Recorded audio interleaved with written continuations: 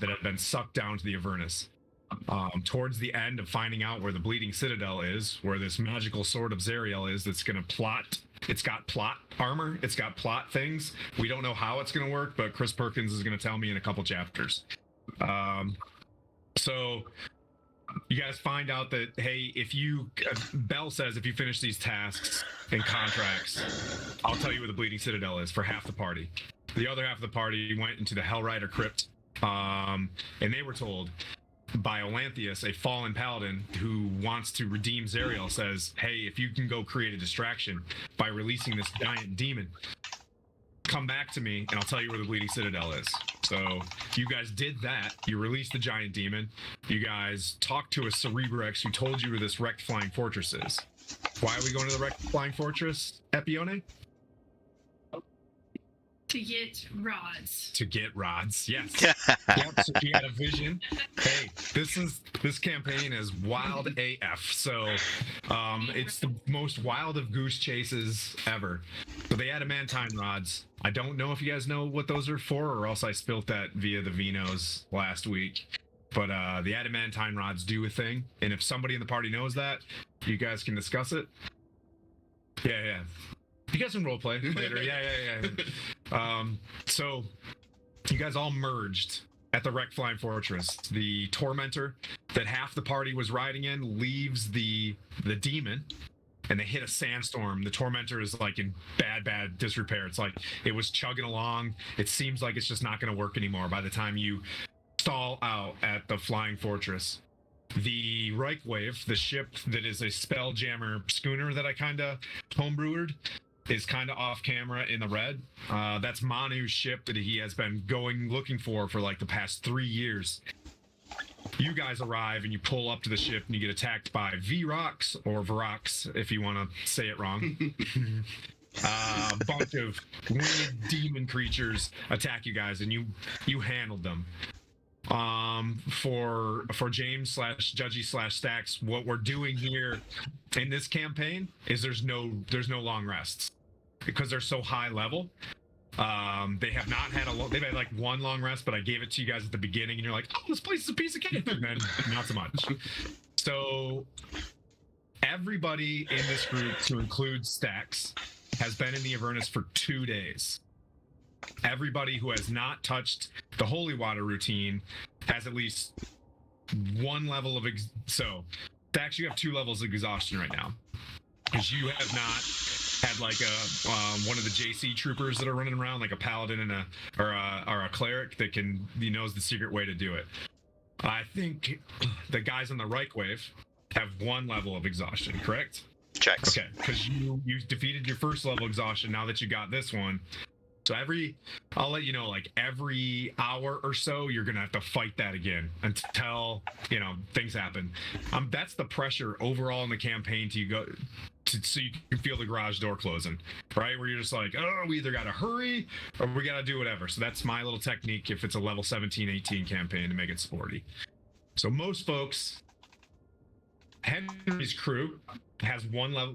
You played last week, right? Yep. You guys have 1 level of exhaustion. Yeah, so everybody should have 1 level exhaustion solid. You're fighting off the 2nd level of exhaustion. So Henry, you fought that off, right? With a whatever? Lesser resto. Yep. So if you greater restoed on yourself, you're at 0 exhaustion. Correct. But you can only do that to so many people. So everybody tracking, everybody should have at least 1. Stacks, you got 2. And he's a level 10 somewhere in this ship, just hating life. You'll see.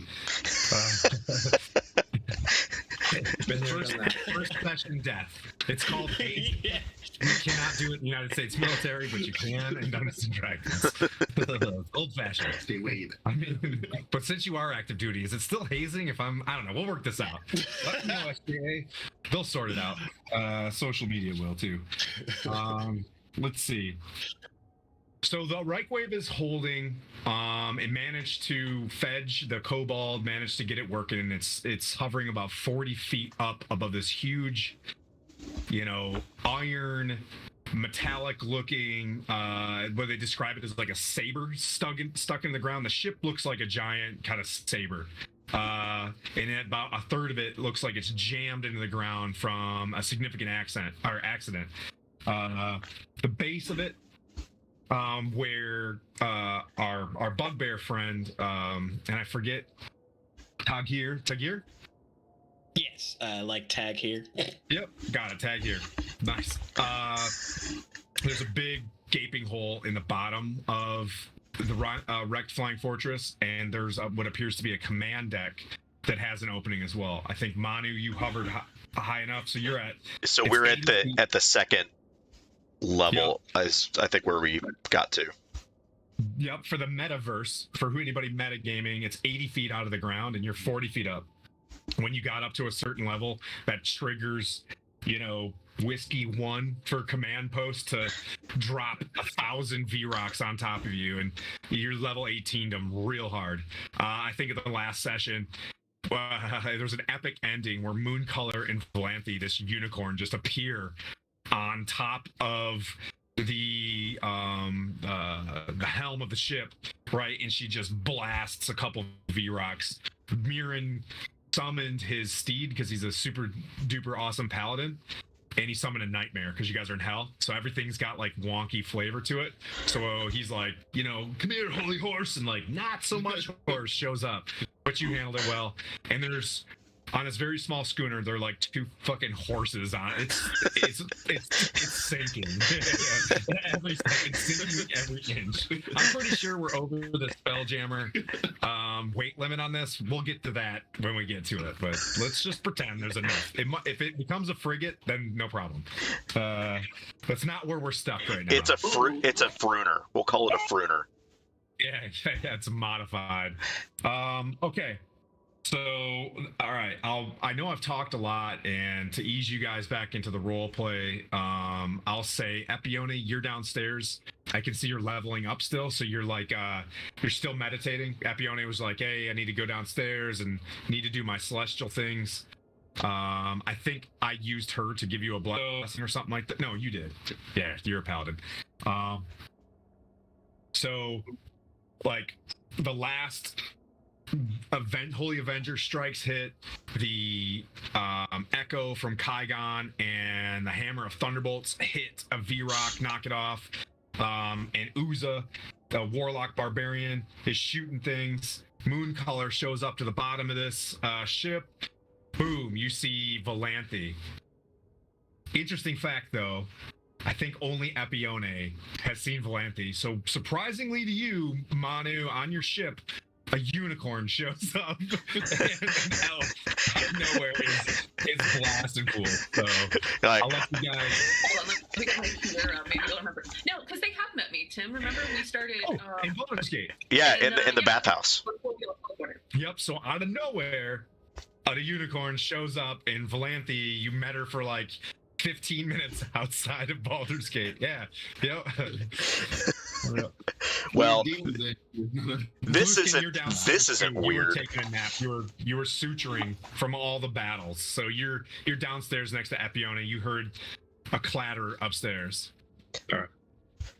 Well, seeing Valanthe is not really that strange considering all of the other random creatures on this ship. So all the kobolds got demon ichor all over them, right? Yeah. Oh yeah. So they all look like donkeys.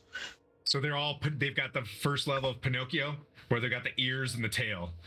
Yeah, that's what we went with. Yes. So Coors Light was drunk in the last session. You did. But if you select it, everybody was given a short rest because you traveled, so you can select a short rest. What's up, buddy? Go ahead. I was just gonna say, so the kobolds don't look like kobolds so much anymore, so that's a good thing. Yeah.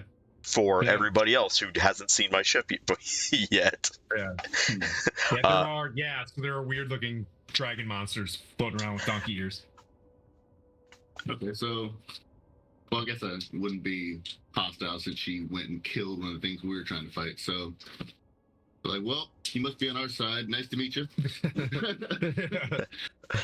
a little hand out. Is that Valanthe? Yeah. Right, so it's been 2 days in the Avernus, and we really only spent like the one day before that. So y'all had 1 day and then 2 days in hell, and yeah. So sorry, hi, coming back into this. It's one of those days where it feels like 2 weeks, right? Like so, yeah. After traveling across the Pacific Ocean on Tuesday, it felt like Thursday. How did you get here? Clearly I rode my unicorn here, but everybody else is downstairs. We're close by. You want to like throw a rope down or something for them? Land this thing? Who's everybody else? What? We've been roaming around this place. Oh wait, no, Epione's here. Never mind. Yeah. We'll hover this thing down. Like stand by. I'll maneuver to get down and let everybody else on board. We'll elevate her down and then we'll elevate her back up. You see a pretty smashed up Mad Max looking vehicle. It's missing plate off the side, like it's starting to like flap. You can tell the armor class is about 0 right now. And Connor's doing Connor things. I'll float around being Connor. He's very Keanu Reeves and John Wick, so he's just kind of like mean mugging or whatever. He's doing his own. He's cleaning his weapons. He's being 40 stealth. Yeah, Henry, you see a ship float down to you, like a straight up looking schooner thingy. I walk over to the edge and I look over. You're muted. I'm muted? No, not anymore. Yes. Yes. Space Pope. Yeah. I'm gonna go check out what's going on. I'm gonna go with Manu and sort of like lean over and wave. Hey guys, we're up here. It's okay. Come on up. Oh. So we see the and it feels so good. Nice Pope hat, Henry. I love it. That's great. I couldn't find paint that worked. Honestly, the more hackneyed whatever it is, the better for our organization. Yeah. Not professional organization. This is not a professional.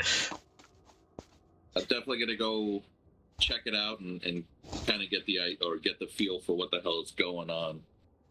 It's unicorns and elk and all kinds of crazy shit. There is a significant amount of heads inside this ship as it comes down. And Henry, you're not fully tracking, but Manu, you can describe how the ship comes down there. But like, you see a significant amount of weird dragon-looking creatures, spine devils, and a bearded devil that's he's sobbing over what looks like a dead, skinless chicken. Oh, he died? Ooh. I mean, you guys have the ability to bring back earwax if you want to. I love earwax. He's such a nice non-chicken. Flap, flap, flap, flap. Because it's so awkward and I don't know. I'm me. I'm gonna start raising the alarm. I'm gonna need everybody to get up here now. I don't know what's happening. Well, I look over the edge and I go, Henry, welcome to Manu's Ark. Manu, you look down and right next to him, there's a golden baby elephant that's kind of floating next to him. Perfect. It's like perfect. That's just what we need is a golden elephant. There's also a winged cat flying around. Yeah, there's just... Yeah. They will listen, you all will fit perfectly with the crew on this ship. Welcome to the Reich Wave. Huzzah! Interestingly enough, there's a room for everybody. Yeah. As it just goes, whoop. We're now a frigate. Yeah. We just kind of hand wave that. Yeah. This is crazy. So, we saved everybody. Are we effectively... Are we effectively doing... Yeah, for all intents and purposes, nobody's in jail. Yeah. Awesome. Hey then. Yeah, how did you guys get here? So you How did guys you guys haven't seen find me? Mirren. Henry, you haven't seen Mirren in like 2 years. Who else hasn't seen Mirren in 2 years? It's literally everyone down. Have you met Mirren yet?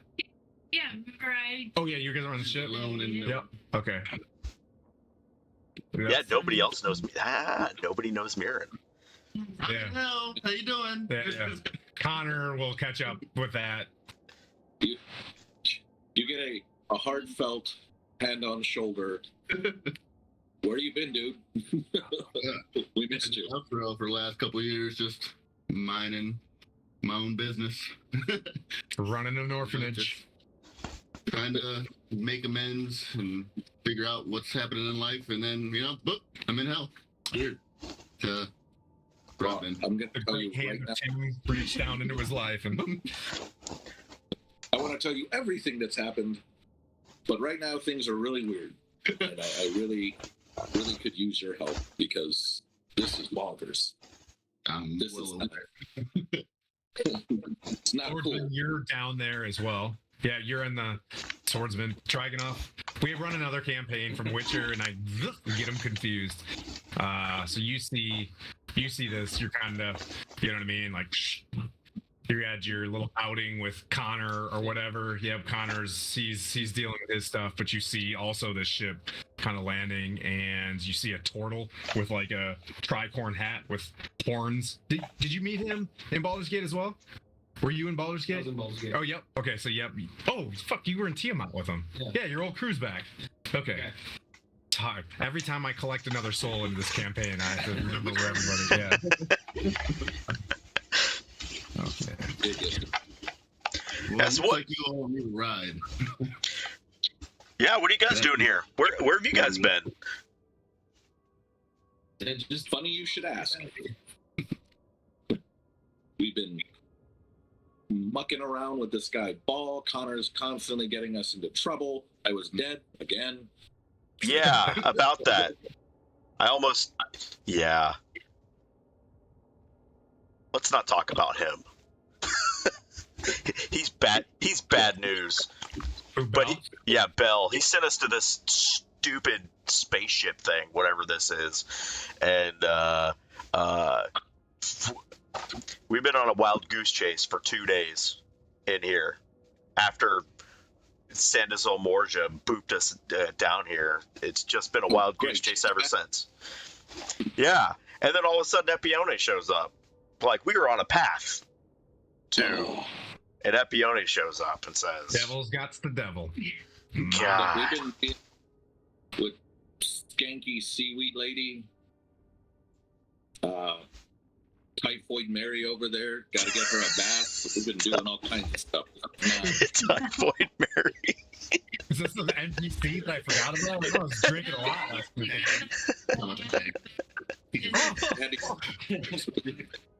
Got it. The green hag. Yeah. Red Ruth. Got it. Yeah, right. Or Typhoid Typhoid Mary. Every NPC that we've ever had changed its name. Like Liam Neeson. Got it. Putting it in the old book. Typhoid Mary. All together again. Yeah, we need to get. Let's I figure think- out I so think- we can get the sword and get the hell out of here. We need to find a sword.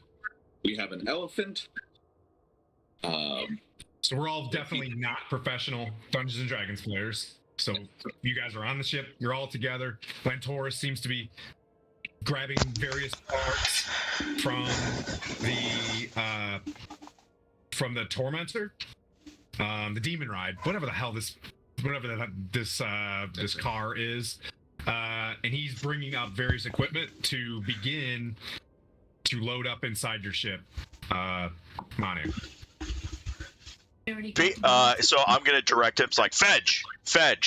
This is Lantoris. Give him any assistance he needs. We're gonna tow it. Lantoris is.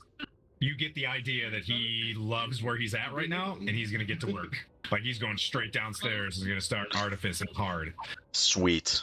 Well, I just give Fedge the Fedge, give all the assistance to Lantoris and beefing this baby up. He could probably help you with those crystals as well. So now that everyone's arrived and we know we're here to go get the rods, like, what hellish task are you guys on that you need to complete?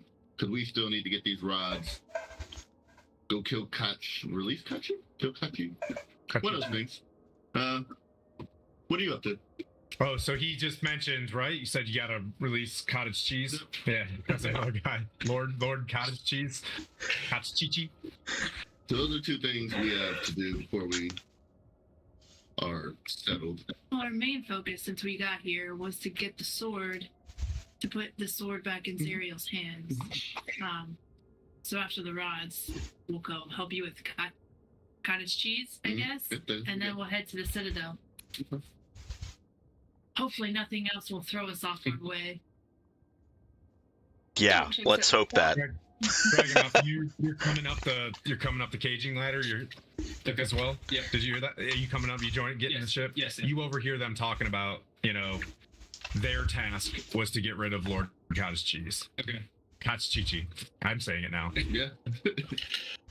Broken DM. So what it says, so it's Yeah. Well, let me know. Write it down. Typhoid Mary. Cottage Cheese. I'm asking you guys more about that. Who's Kachichi? a giant demon giant. A giant demon lord that cause a confusion or essentially a distraction so that Atlantis would then give us the location of the Citadel so we can go and handle business. Sweet. I feel like I have some things to maybe make up for. So you know where you go. Count me in. Valanthe, you overhear this? To hear them talking about releasing Lord Kachchichi, roll a perception check. And you're muted. Yeah. I love Dungeons and Dragons. It's my favorite. Like, yeah, we're gonna do it. You're literally dripping from a wound from my Lord Kachchichi. Yeah. 16. Yeah, that's right where you just came from. Yeah. So I tell them, hey, we just came from there, guys. What? So the game is afoot. Oh, son of a bitch. Well, Foot? that Yeah, leg? I don't know. That changed things quite a bit.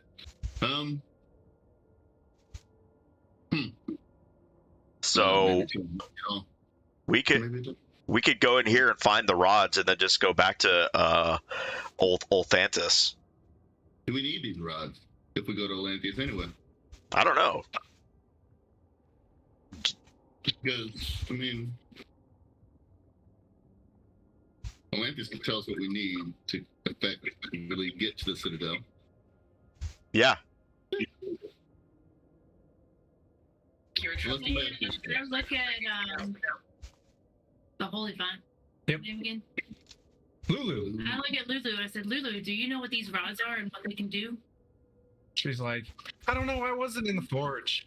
I'm not sure. But if you roll an insight check, you might be able to remember something. She's got a little player's handbook inside. Yeah.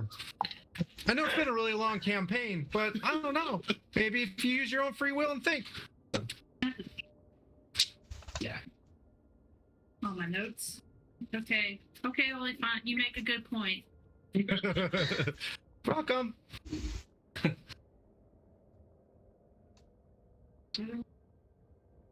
But since you did talk to her,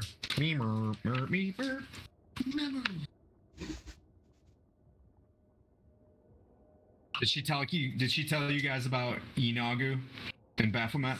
Unagi. Inagu. I wasn't there. Yeah, we were not around for Baphomet. Yeah, she's like, I don't know. She's like, I'm pretty sure that I'm tracking. Then she looks at this thing and she's like, this looks like the work of demons. The demon lord Yinagu hates Zariel from their original conflict. It looks like maybe this was where the original battle was. I feel that there's still some goodness in Zariel. just this flaps, and then you can tell that if you just click her again, it'd be the same NPC response. What does it mean? Yeah. What the do and why belt? Oh, what was your insight check? She says. 16. 16. You remember having a dream that there were 9 consecutive circles around the solar incendiator that's above Alterel. Then you've been sent to find 9 adamantine rods. I don't know how to put 2 and 2 together harder than that one. It's Sounds like we have to do this. If anybody remembers looking in Belforge, there were huge moldings of some sort of sphere as well. Sounds like it's something to help cut Alterel free. Yeah, the jazz went dark, so I guess maybe it'll help brighten it back up. Why not? All right, let's get some rods. All right. Yes. That's what you're gathering, that those unlock that. Yeah. Yep. You turn it back on. Yeah. Well, let's get back up to that top level and go into the what looked like the command section. Okay. Oh, you're gonna go up top? Yeah.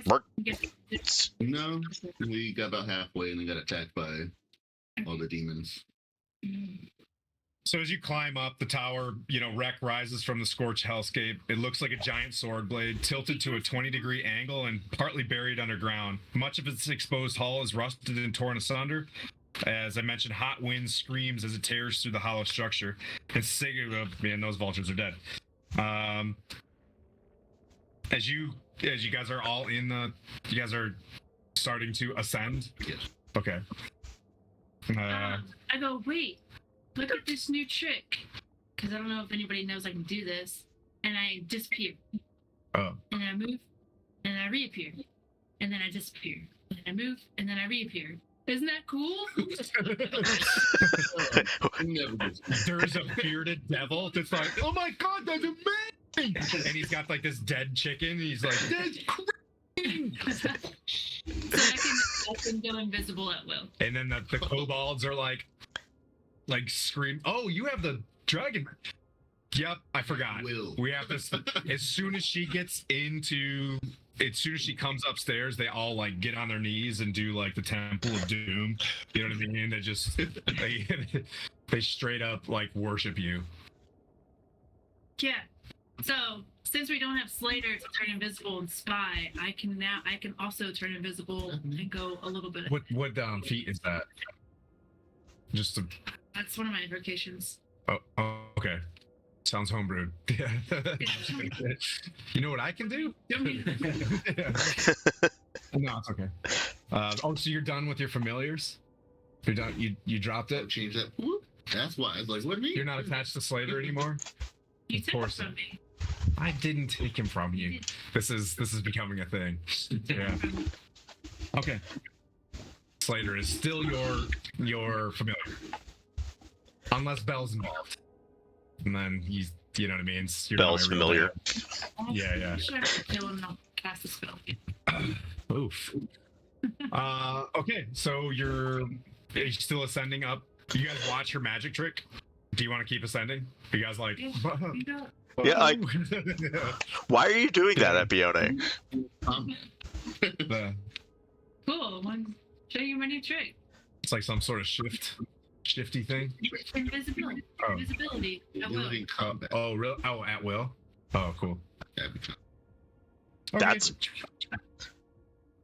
invisibility. Sweet. I can just stay raging whenever I want to.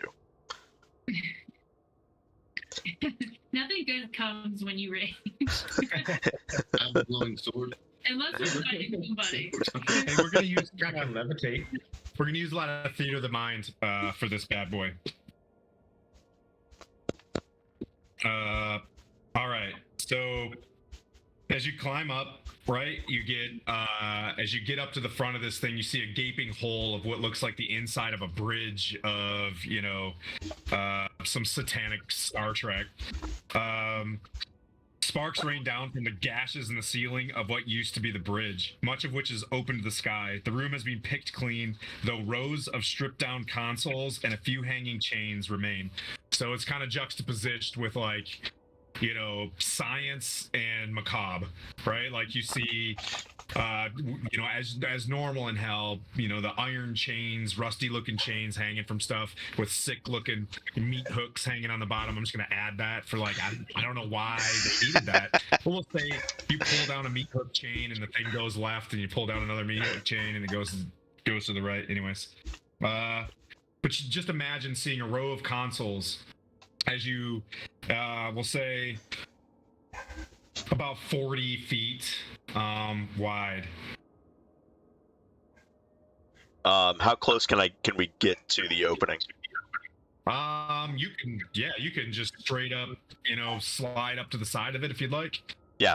So we'll slide up next to it, and do we want to take a team of 1, 2, 3, 4, 5, 6, 7, 8, 9? What do we have? Like 10 of us? Huh? I'm gonna disguise myself. Okay. I don't know. One of the creatures I've seen here. Okay, there's a bearded devil sitting right next to you. Crickendolt. Yeah, whatever you want. Bearded devil's fine. Tell me which kind. Yeah. Devil's fine. Okay. Epione turns into a bearded devil. I'm gonna look at Crickendolt and say, hey, I'm gonna show him how to maneuver the ship a little bit, and say, hey, once we get out here, maneuver the ship away about 20 feet. I don't want to get too role play, but he's pretty inconsolable about his earwax right now. But That's fair. He takes earwax over and he's just sniffling, and he's got him in like this gross leather sack, and he just puts dead earwax in there, and he's kind of like petting. It's minutes. The Cerebrex kind of blasted him. He didn't make it. Yeah. Henry hasn't brought him back to life. Should turn the earwax. Henry just walked up, and he just got to the side. Kluthkin, you come up the little steps to get up there as well, kind of gathered around. Yeah. When I heard everybody, I would have walked. It died in the last minute. Sure. Yeah. You gonna cast a spell?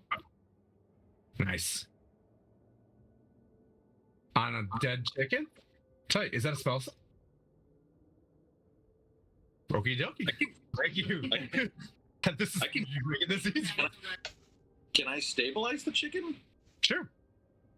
I mean, you can stabilize them, but it'll just be unconscious. Yeah, it is. Right. Whoop. Yeah. Unless you want to use the spell slot, you can. That's good. However you guys want to use this. I'm not trying to. You can stabilize it, and she uses straight up revivify. All right. Little chicken's a dime a dozen. We find another chicken. No, your wax seems pretty important to him now. Okay, revivify's cast. Earwax is good to go, and it's like, you know, like this horrible hissing, barking sound. You know, just and Crickendolt's like, and he's speaking in Infernal, like he missed them and he loves them and stuff like that. You can understand him. You can also pick up the Spine Devils conversations as well that are on the ship. And there's also an Ice Devil on the ship. There's a lot going on the ship. So you see like a 7-foot tall, blue-looking lizard and plate mail just chilling there as well. This is the best ship ever. Yep, so here it is. You guys do your Avengers walk off the side of this thing, and sparks falling down, chains, Kygon, you're kind of off the side paying attention as well. Dark, dimly lit room, as you can kind of see probably from the camera. Everything's got a red, ominous hue to it. You can see in the back wall a few alcoves that extend beyond the bridge. Should we split up and check out these rooms?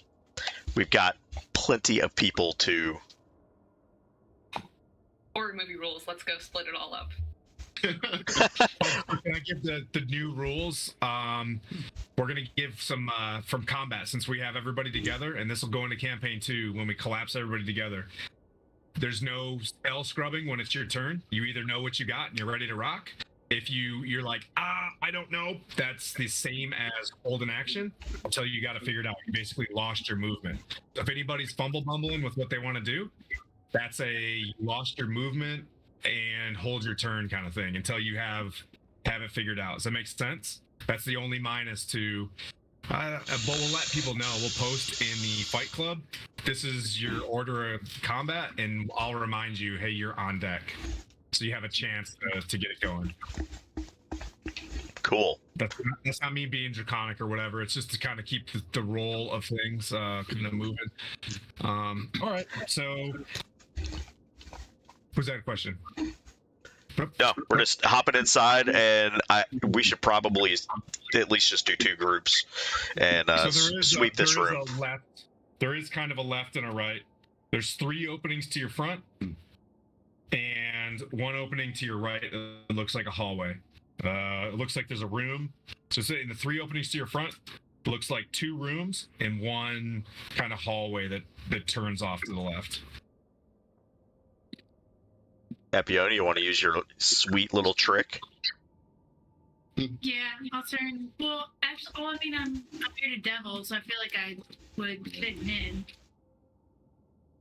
at this point. So I'll go and just open a door and peek in. Okay, which way do you want to go? So imagine if you're looking to your front, there's consoles to your left and right, like a little command center deal. And so there's a hallway to your right, 2 rooms to your front, a hallway to your left.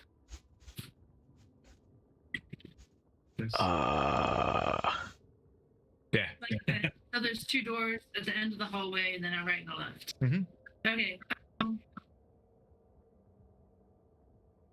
Let's go up to the doorways. I'm gonna poke into the one on the right first. Here are these rooms. I'm going to go up to the door and use X-ray vision with the eye. Which door? Is there no door? Oh, there's no door. Okay. Door. Yeah. It's just like it's an open room, hallway. Gotcha. How do we want to split up these groups? Do we want to just go left? One group go left, one group go right, and kind of try to meet in the middle, if that's possible. Yeah, we can do that. I mean, it's just an open room, right? There's no. I mean, Yep. Okay. we aren't an 80-foot tall sword that could go wherever, but yeah, go ahead and do that. Flip the party again. So Take it with Epione you. walks roughly 40 feet to her front. You see a hallway to your right. You look down. When you look to your right, you'll see a door that's closed, and then another opening of a room, and down that hallway, and then it extends down and opens up to the right again. So there's a door, an open door, a hallway with another door to your right as you walk up, and then you get up into this room that's in front of you that you wanted to explore. The room contains 2 rusty iron crates in one corner, and an iron bell-shaped contraption bolted to the floor. In the opposite corner, the bell is. I missed a comma there. I'm gonna start over.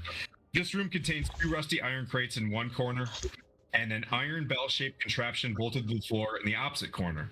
The bell is 9 feet tall and painted black, with several dents and dings in it. Ever so often, the bell emits a loud clunk clunk sound, almost like a big click. Does someone have? Is someone listening on Twitch to us as well? There's anybody else picking up that feedback, or is that just me? I think it's just you. I don't hear anything. Oh, okay. I'm hearing it. You're hearing it? Yeah, it's coming from mine. It's down though. All right, let's turn this down a little bit. Okay. So in that room you see this big giant black looking bell. Were you at the obelisk? Do you remember the obelisk? It kind of appears to be a little bit obelisk shaped as well. Like obsidian kind of shaped.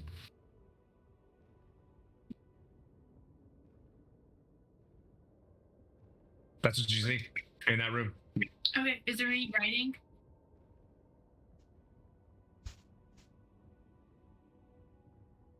So the sound coming from the bell as if something was on the ground. So Are you going up there with it? assume something's in it.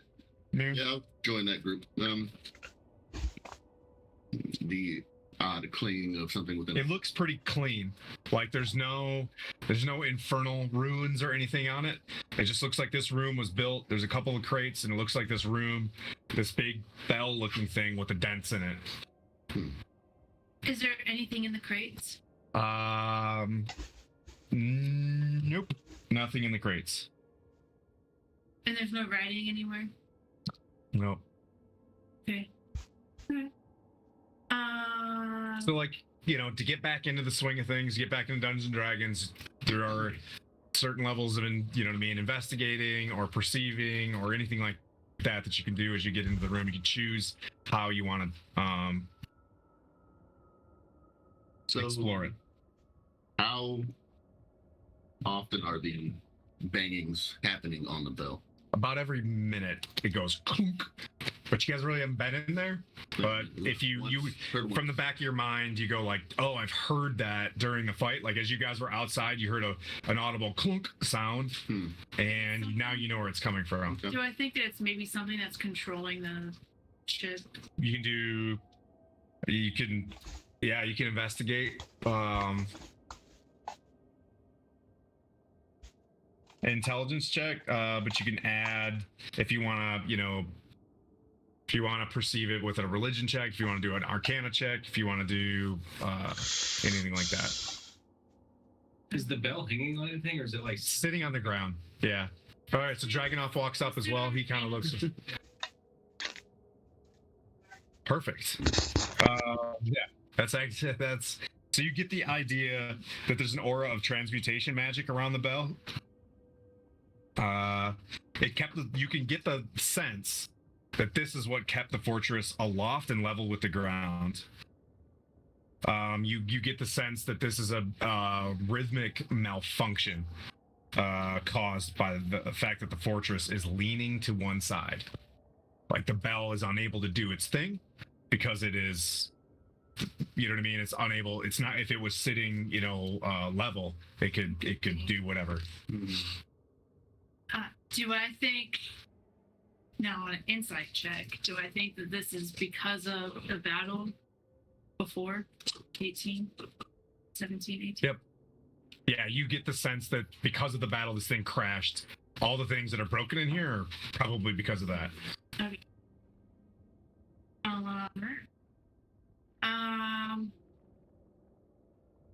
Yeah, but definitely a device that causes flight, movement, types of things. Do you want to stay in our room? Do you want to move to the next one? Who, me? I'm here. I'm everywhere. I'm. Yeah, you look at me. I'm in room W4. I'm in W2. Information and peek through. Let's do something else. So you guys are in that room. Kaigon, Manu, where do you guys want to go? Straight. I'm gonna take you with them. Straight up through the. Good? I'm just gonna pop into the big room. The room straight in front of you? Yeah. Okay. I'm gonna. So that just looks like there's a solid iron black desk stuck there, and it looks like there's scrape marks on it, like there used to be something there, and it is no longer. It just looks picked clean. You see a door to your left inside that room. A door to my left. Yep. I'm just gonna scan the room with true sight. Anything perception wise. Yeah, it's like true sight. Open the door and try the handle. The thing. Who tries handles in D&D? I don't know, but I'm also the asshole that shot a dude already speared to a tree, so I'm really curious how it goes.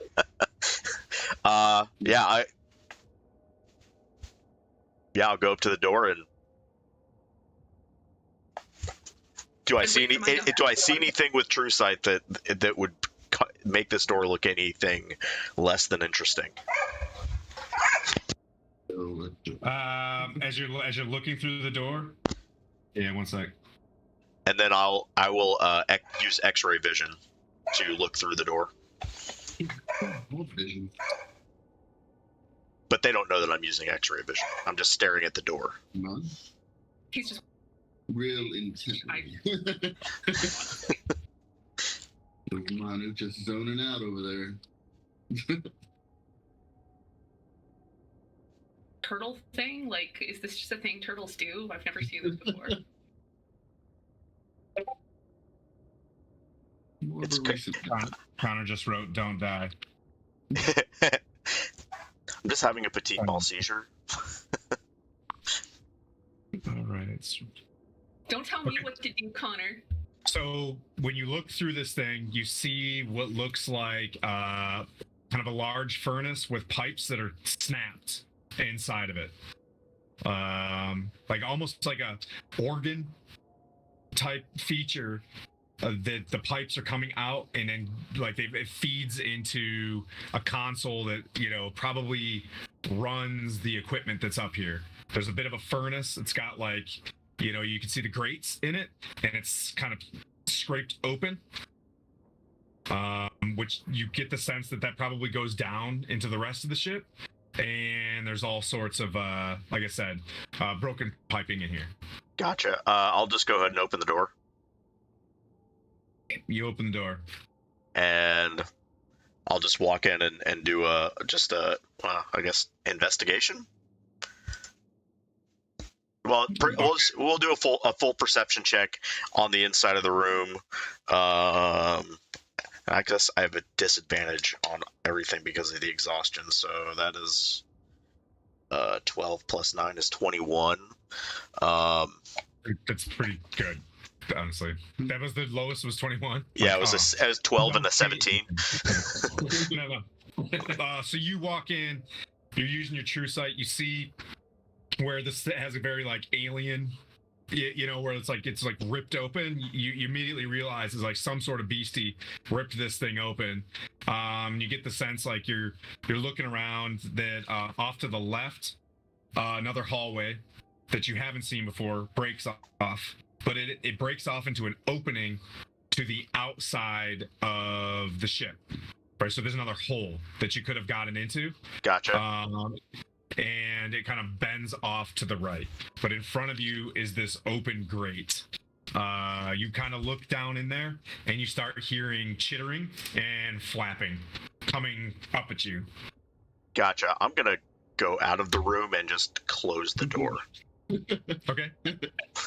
Yeah. And then I'm gonna go. Don't go in there. Yeah.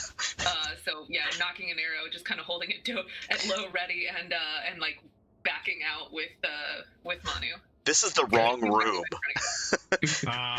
So Tag here, you just heard a door shut. You were searching this area at one point in time. You climbed up here from the outside. You had a great DC check. You know what I mean? You get up here. You were looking in an area.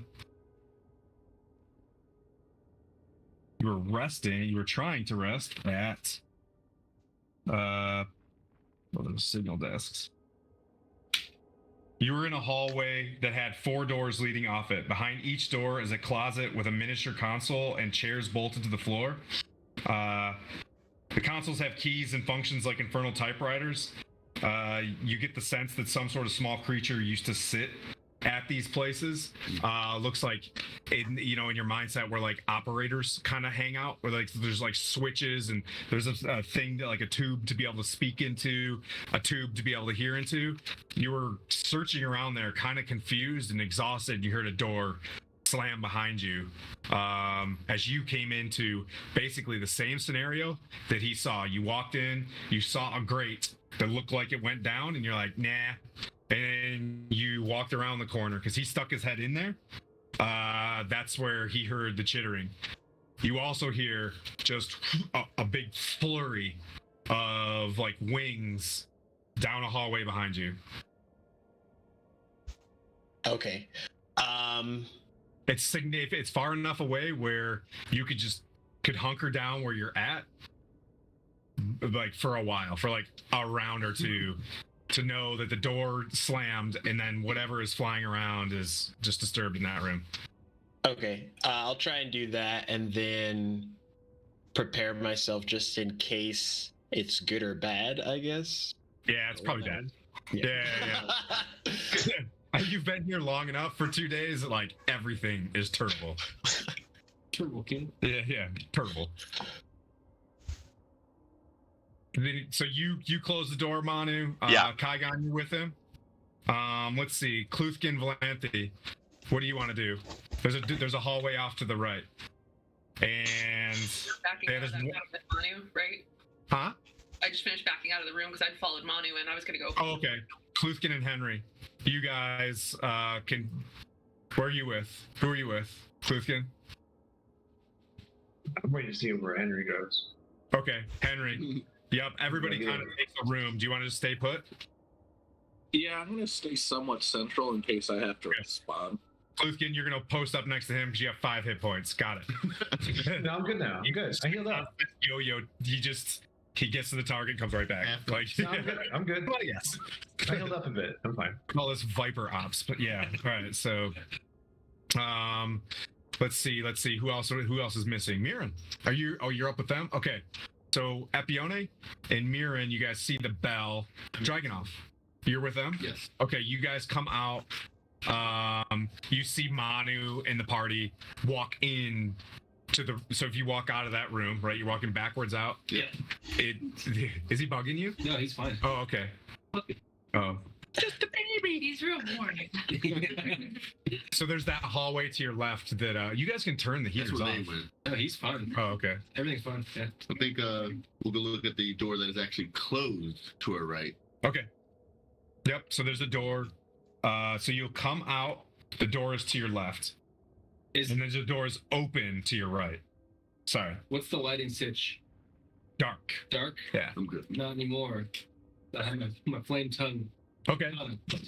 Flame tongue katana is out. All right, and it extends a glow down the hallway. I guess I should have asked the party first. It's like, oh, good. At this point, you know what I mean? Got a bunch of level 17, 18s running around. Like, you can manage. Have all the vision. Yeah. Door close to your left, hallway, door open to your right. Right? So there's 3 options as you guys look this way. The 3 of you, correct? I do have this new spell. It's called the Wall of Light. I'm really excited. Do you guys just want to clear these rooms? See what we can. Yeah, just pop over to the next. Just See if we can look for any hints of where the rods would be. Okay, did you put a glow stick or a chem stick in the last room? Okay, dropped it down. Okay. Hang on, should have got that one. All right. I call it a glow stick, so that shows you that I need to be retrained completely. Anybody have a glow stick? Desert. Idiot. Yeah. I do. I got a Lightbringer on me. It's pretty well lit in the console room. Okay, so you guys moving to the door to your left? Yes. It's closed. Like the door, there's a door. And the Door. door's closed. Door, yep. I'm gonna inspect the door first. Okay, it's got one of those Tesla handles where you know what I mean? Like, Yeah. do you touch it? Does you push and then it clicks? Yeah. It's got a very bougie. Claws. Or do devils have? Yeah, you can grab it and you can push it. It opens like pretty easily. So you open the door. Just kidding. Here we go. Crouched on a pile of humanoid bones in the far lowest corner of this room is a hunched knoll that looks, and this is a word, undurfed. You know what I mean? Like, this game is built for 12 to whatever, so yeah, undurfed. All right. It gnaws on a bone while cackling maniacally to itself. Near its nest is another iron door. Lying on the floor near you are a pair of glass bell-shaped horns attached to some loose wires. They look like they were removed from a pair of tall, slender metal machines standing against the wall opposite of you. It's gonna be dirt, man. Real dirt, right?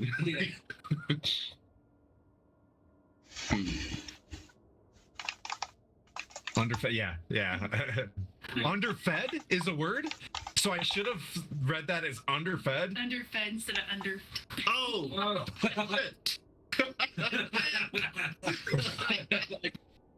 I like the way you said How it. is underfed not 2 words?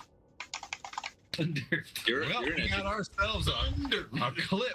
We got ourselves our first clip. Ah, son of a bitch. Just 8 people watching. 12 to some Sorry for my service. Under. I was like, what the fuck is under? We all Googled it. Can be dirt. It didn't click. No. Under. I am so embarrassed. I'm sweating right now. All right. So, okay. This is why I couldn't be a writer. All right. So, do you guys want me to read that again? Because you guys all went straight to Google. No, that looks. Yeah, there's a dude's like just eating stuff on the ground. He looks very underfed. Unturfed. He's getting there. He's getting derped. But She unable to use her charisma for this guy, I think. Oh. And Infernal, I say, hey, would you like something to eat? And pull out a snack. You're saying this Infernal. Yeah. Interesting. He Yeah. replies back in Infernal as a Knoll. He's like, that was green dog peanut butter. And starts like eating this thing. It was incoherent words in Infernal. Like it didn't match up. He's like, unnerved.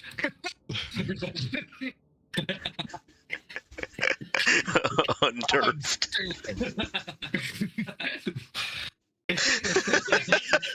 Under, just gonna like show up. I want to make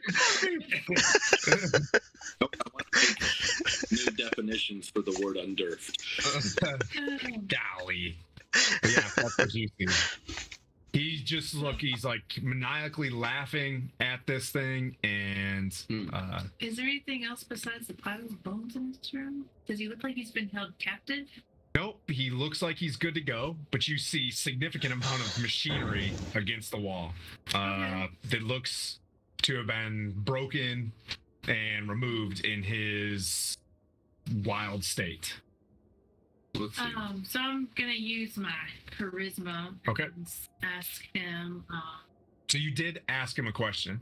You used and it looks like he is unable to communicate very well and is very concerned with gnawing on a bone that's in front of him. I give him another bone. If you have one. Do you have I one? will use my 1 day's ration that I have been holding on to forever. Since the creation of your player. Good. Give him earwax. So you look No. as if you need this more than I do. And I'll throw it. So. He just looks at you like in a craze and just consumes it in seconds. And just starts continually scratching at the ground. You can make a perception check. Make a perception check of what Dragonoff as you're watching them work through this. Sure. 8. You hear a clunk because we'll say a minute has gone by. 17 Arcana check. Okay. on him. I got a 20. You guys are kind of checking him out, and you get the sense that his eyes are very glazed over. You think that there is some sort of spell put on him or something. You get his fur, the Knoll's fur, has like it's like singed, and you get the sense from looking at him from your check. So you realize that there's a spell on him. You realize that it was demon ichor that he had touched, Yeah. and then over time it had probably feebled his mind. I'm gonna want to call it feeble-minded spell, but it seems he's unnerved. So, All right, cool. That joke's dead. no, it's not. So, It's alive. do I feel like he was kept here and the spell was put on him in order to possibly run the machines in this room to keep the ship going? Do I need to roll yet for that? You get the sense. Roll again as to why you think he's here. 29. You mentioned you had overheard and talking with Henry as well, since you were with him, that Lulu, when she was spilling the beans, was talking about Yinagu is a demon lord of Knolls. Okay. and a great battle between Zariel occurred, with Zariel almost being defeated by Yinagu, and that's what kind of switched her out. When she was defeated, Asmodeus raised her to keep fighting demons. Because he's a Knoll, you get the sense that whatever raiding party went through this place, he was probably left behind. Okay. But he was a part of that, and he's just confused as hell, and he's just hanging out here. Okay. Well, I don't know if this guy's going to be any help to us. And you're also getting a sense through your Arcana check, like, might not necessarily be like a lot of transmutation magic. A lot of magic has been put on him. Whether... Does there look like there's any, like, some water laying around? Okay. So no. Water? Yeah, nah. Yeah, I haven't seen any since you. Yeah.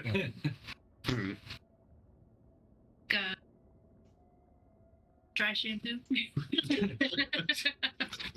Something that could clean the ichor off of him. So you're guessing that that's not enough. It rhymes with casting some sort of spell that you've already. Yeah. Also clean the ichor off prior to. Sure.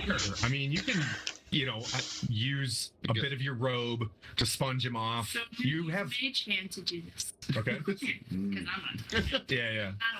Okay. My mage hand, he's gonna try to like clean him up, and I'll use dispel magic. There you are.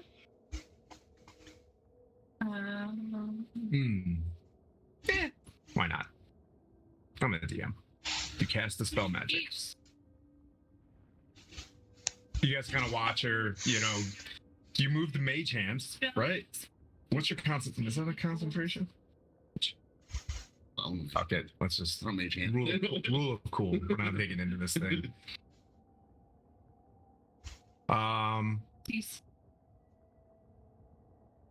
Equals 10 plus the spell's level, like 1 success. Okay. Don't know exactly. Go ahead and cast it. And tell me what your DC is. Oh, you shouldn't have. Yeah. Anybody want to test this?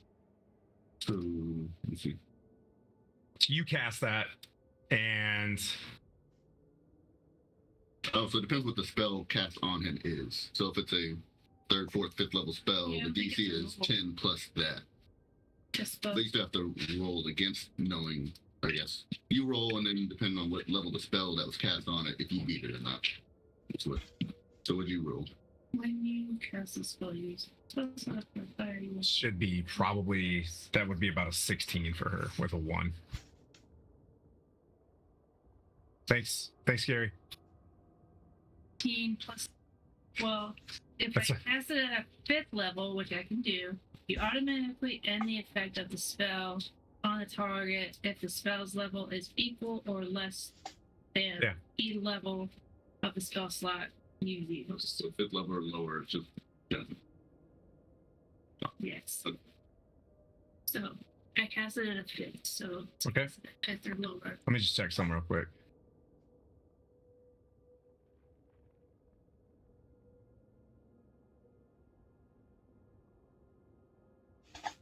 First time these days. Let's hope it works. Do the spell casting. Change things. Like whatever. Oof. DC. Yeah, you cast that. It's a 5th level spell. Does not work. How does he roll anything? Make an ability check using your spellcasting ability. Make a spellcasting ability. So it would be 5 or 15. You get the sense the spell that was cast on him is higher than that. Henry, you can see this going on off to your right, where she tries to dispel magic on a creature. Trying to weigh if I want to burn a higher slot. but I think I have a tool for this. I think my helmet can do it.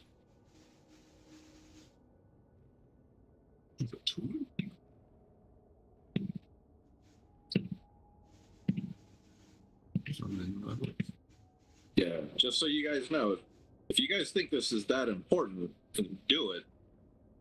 But Well, I have a feeling this guy probably knows how to run this whole ship and probably knows a lot about it if he's been here since the battle. Where these rods are, so we don't have to Well, switch the yeah. entire ship. He was part of the raiding party. I don't think he was here to run the ship. You don't think so? No, that's what kind of I got earlier from my perception check. That was pretty good. I'm 100% sure I can dispel this magic. If you cast at level 5, and I burn my next level, we're burning a very, No, I very don't think. important bridge. I don't know. I mean, I think the ship's big enough, and from my perception, he was just part of the raiding party. okay. Like, I feel like we might be wasting our. It's a pretty heavy spell, so you know. Could tell us that the raiding party left with the rods that we're looking for, and we could be doing this for naught.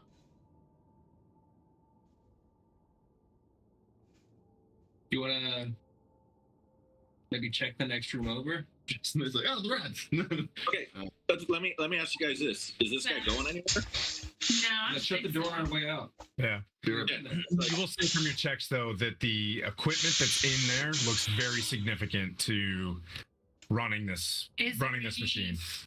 Writing? Hmm? Is there any writing on any of the machinery?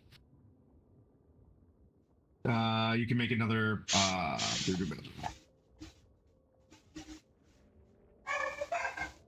Every machine resembles a vertical filing cabinet covered with switches and burnout lights. Like just by like reading like the labels and stuff, can I pick up what? Sure. Yeah. Can I make a suggestion? Yeah. Always. If only we had an artificer, could we have the DM bring Lantoris and Fedge down and be like, hey, have a look at this, hold these guys here, we're gonna go explore further. Yeah. Lantoris can go in there and spend time and work on that. You get the sense that the two machines, one says receive and one says transmit. Oh, it's a push to talk. Or push to whatever.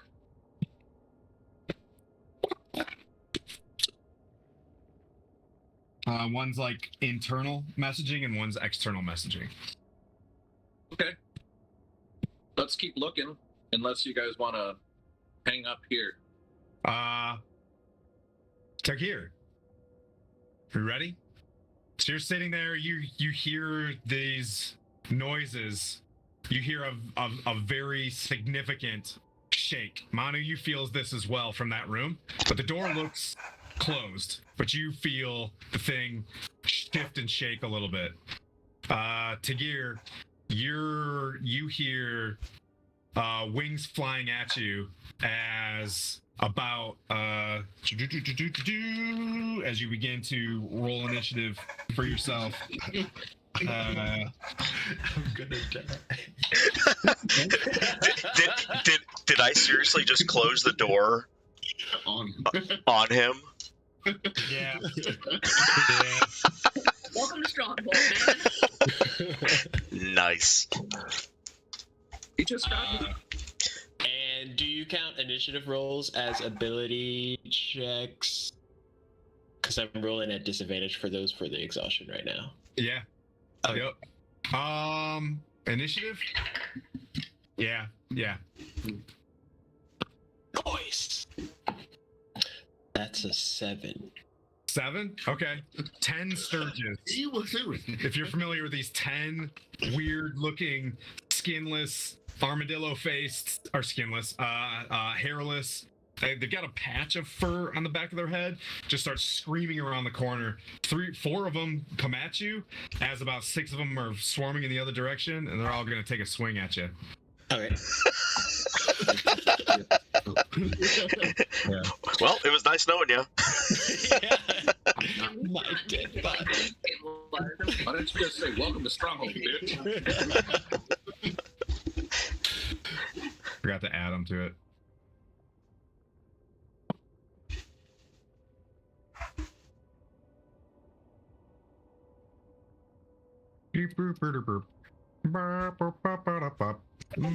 Death slide. That dude Sturges. All right. Not sure what your AC is, but they're gonna go. They're gonna swing. So I said there's 4 of them. One misses with a nat 1. Does a 19 hit? Just hits. Ooh, very fancy.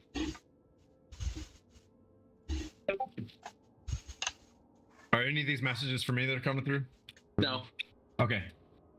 You'll take 6 piercing damage, and it remains attached to you. So this one just sticks to you, and it's kind of flapping around like your armpit. This one misses, and the next one hits as well. As it gets onto your back and does 6 piercing damage. Nice. You don't have, do you want to make a noise? You don't have to make a I'd make like a disgruntled grunt of a yell. Yeah. You know what? You're pretty far back. So until you guys felt that shift, now it's I'll give you 1 shot, and then I'm gonna move to somebody else. So go ahead and you've got 4 Sturges on you. Okay. I will. They're all within melee, I'm guessing? Yep. Okay. I'm going to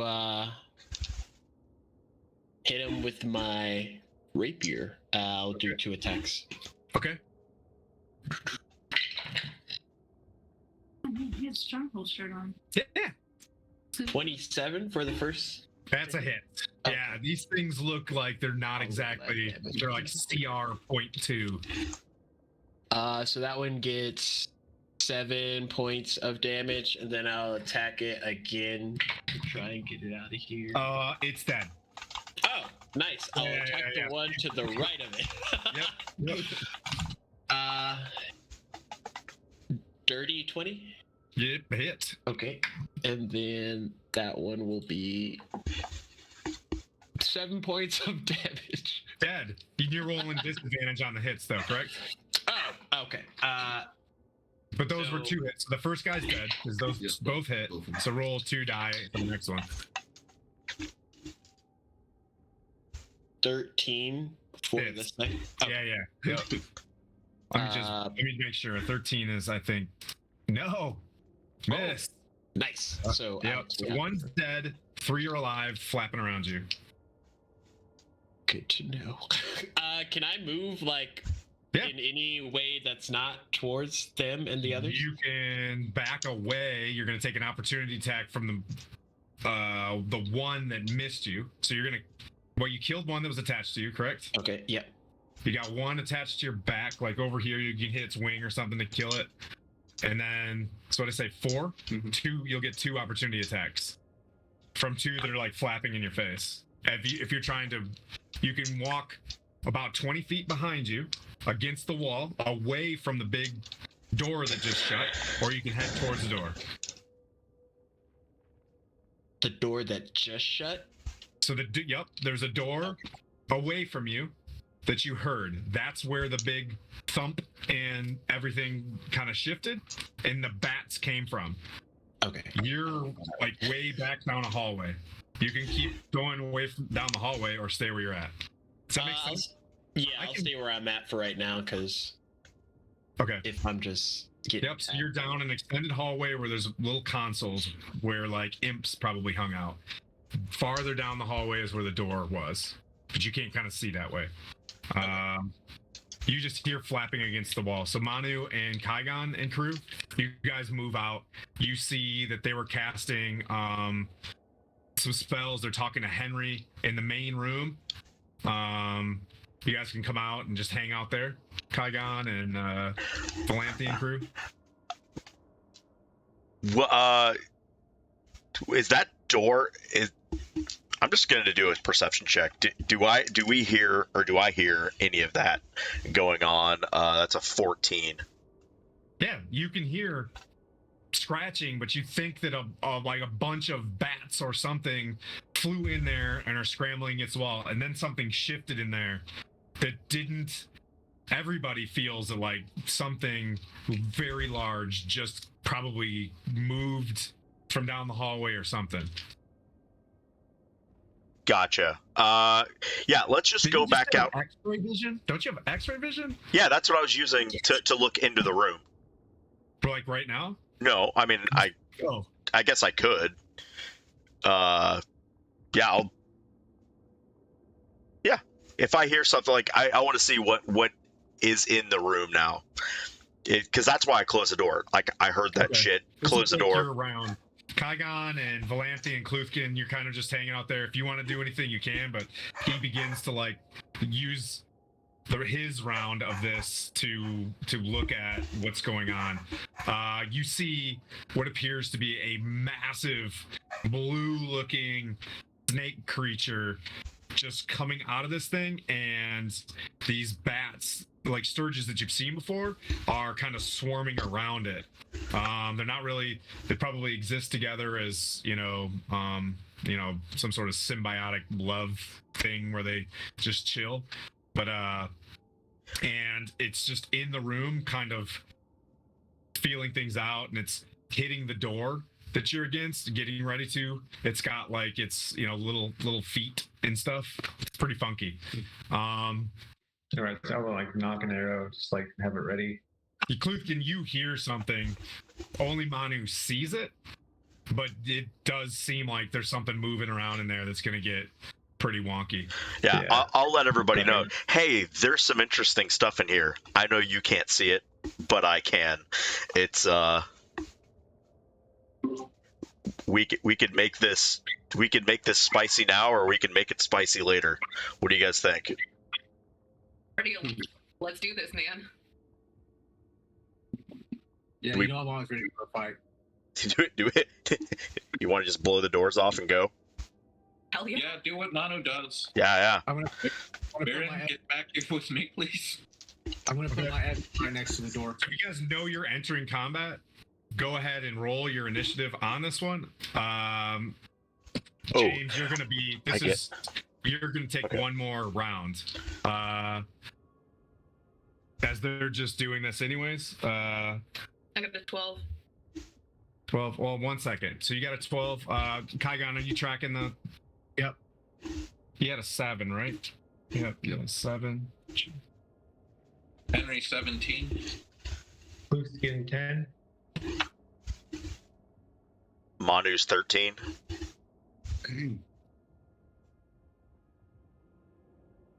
Top of the batting order. Valanthe, what'd you get? I got 12. 12. 12.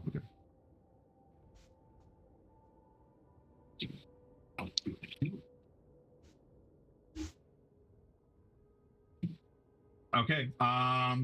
Henry, you look over real quick. Who's kicking the door open? I'll kick it open. Kaigon, you step back. This is the round, right?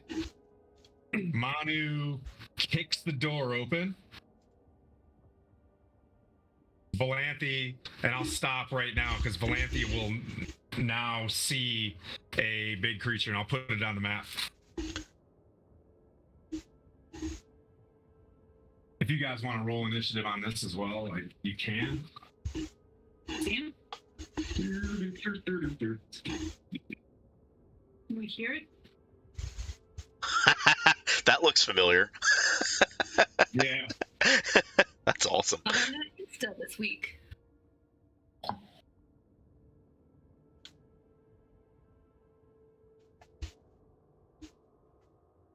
Build with Titans. This stuff works pretty good. So you just make it like real modular. This could have been any room. Let's see. We'll put him back here. Put Valanthe right here. Kluthkin, you're back. Can you see Kluthkin back here off the edge? Yeah. So this opens up into the main room, we'll say. There's a... Where'd that bugbear go? Shoot. There he is. There's our bugbear friend. I can get that bugbear friend. I need no 0. I just need this. If you only can be friends with anyone.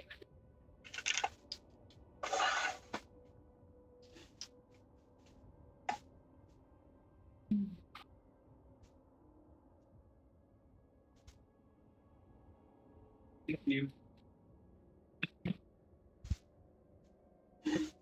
There's just a bunch of sturges flying around.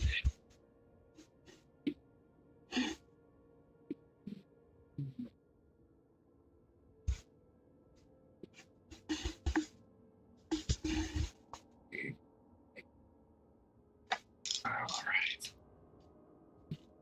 So, Blampy, you see this big monster. It's a big monster.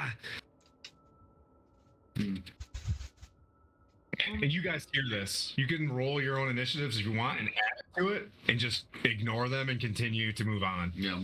With your passive perception, they're pretty beefy. You know what I mean? Like, and you knew that somewhere in this compound there'd be, you know, we're in contact, and you're like, cool beans. Let me know if you need help. So Valanthe, door gets kicked open, and then you see this horrifying, like, it looks like a devil Remoraz. I'm gonna aim for the eyeball. Go for the eyes, boo. Okay. Oh. That's a throwback. Yeah, that's way back. What's the dude's name? Go for the eyes, boo. Man, I forget his name. got a real simple name. 16? Quoting monster. We're No. quoting Neverwinter. Neverwinter. Minsk. Minsk, yeah. Oh, that's a miss. So you shoot this thing. You guys are highly confident, and you know your guys are like, let's just do this. Let's grip this and rip this. You shoot it, and it bounces straight off its armor. Like it's what does a centipede have? It doesn't have a thorax. It's natural fucking bug armor. Like it bounces off it. What is that called? The dice is going Exoskeleton. Into Exoskeleton. Thank you. I believe the word is carapace. Oh, Carapace. Is it undurfed? I think is the word. God, I'm stupid. I'm so embarrassed. Worst DM ever. This whole table right here is like, well, fuck, what's undirt? Let's look it up. Like, The bad thing is, I said it in a way that you spelled it. As I, I'm like, damn you, Chris Perkins. You're too smart for us. Nope, I'm just that stupid. there's plenty of words. So, Valanthe, you got another shot? Yes. Yes. When you hit it, though, the doorway, you it's not short. The door is pretty tall, where like significant like bone devils or something can walk through. So this thing is it rears up, it like uncoils and starts to stand. You know, it opens up a gigantic toothy maw, and you just feel this breath weapon situation. We're doing the ugly brown dye that I don't usually use. Hopefully she'll behave better. Oh, then she does. 25. If a whack, it just sticks, and tell me how much it does as an arrow from your oath bow, right? Yeah. Okay. From 24s. We are? Yeah. Big knife. Takes 13 damage, piercing. Okay. A pencil. He killed him with the pencil. With a bloody pencil. They got another shot? Nope, that's it. Okay. So you just, boom, one bounces off. Kaigon, you notice that it flies over your head, and you're like, oh, that sucks. And then the next one buries in. Well, you don't care because you've got the damage dealer from hell. So, like, you're just like rolling up the cruiser weapon, just like, just 1 second, guys. Let me handle this in one shot. All right, it's Sturge time. So, Let's see. Kagir, you're in the back of this. You can't see what's going on, but all of a sudden you feel another disturbance and a bit like a high pitch, like something down the hall. You're like, ah, fudge. And the ones that are already connected to you get, I believe, an auto hit. Because they're Sturges and they're just one still attached to you, correct? Yep. Yes. 1d4 plus 3. So you lose blood, and you just take 6 points of blood loss, which is kind of cool. I like it when, like, I'm immune to blood loss. Whatever juice that sustains you, you have juice loss. This is before anybody metagames next campaign. Like, oh, I want a character with no blood. I'm sorry. I'm mean. And the next 2 Sturges take a swing at you. One hits with, I believe, plus 5, 22. Yes. It's attached to you, and you get 7 piercing damage. Okay. Manu, you were in the door.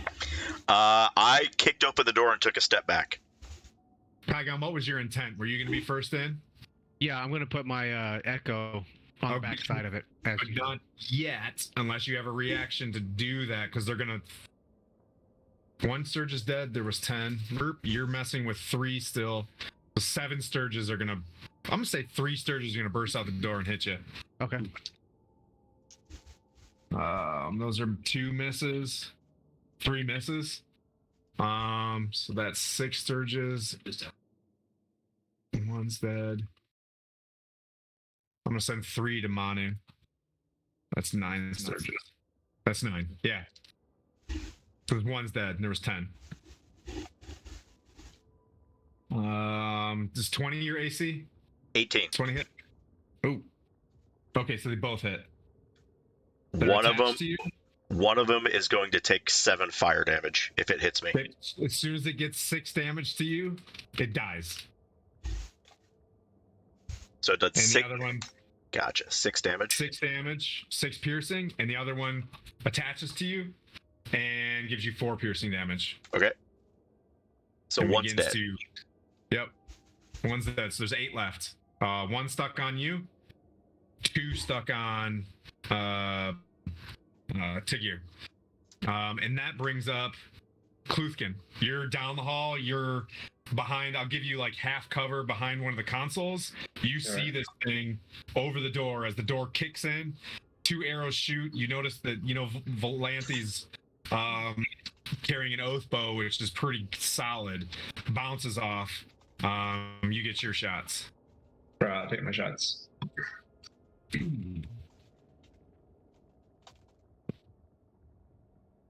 Where are we in the initiative stack? What number? So you kick the door. That was going to be your action. Oh, okay, gotcha. We're down to Yeah, Kluthkin. you're good. 21 to hit. Hit, sir. So you see, that she really had to bury it. So that's what you did. You know what I mean? Like you pulled it more taut. You undurfed it. I'm just gonna wear that one out. Self-deprecation is a key to success, everybody. For 10 damage. Okay. I'm gonna take another shot. Get another shot. So. Okay. Better check how many hit points this thing's got. 15. 15 does not hit. All right. And that's all I can do. Okay, so, all right. Lots. All right. I just want to say that this thing used its tremor sense to find you guys because it has tremor sense. I've never used that before. Yeah. Through one of your guys' perception, you guys are like, hey, that thing used tremor sense. And after a year, it's backcountry. You got your spatula out and you're just swinging around your spatula. You've got 2 attached to you and 1 kind of swarming around your head. Okay. I'm gonna use my bonus action to activate my gauntlets and pretty much with the flaming fury. There's gonna be like a fire that erupts from it and like envelopes around, kind of like an arc around my rapier. Okay. And I'm gonna attack these things again. Okay. I'm gonna go for the 2 that's on me for right now. If that. When you turn these things on, does it do like everything in a 5-foot radius? No, it just makes any of my attacks have extra fire damage for. Cool.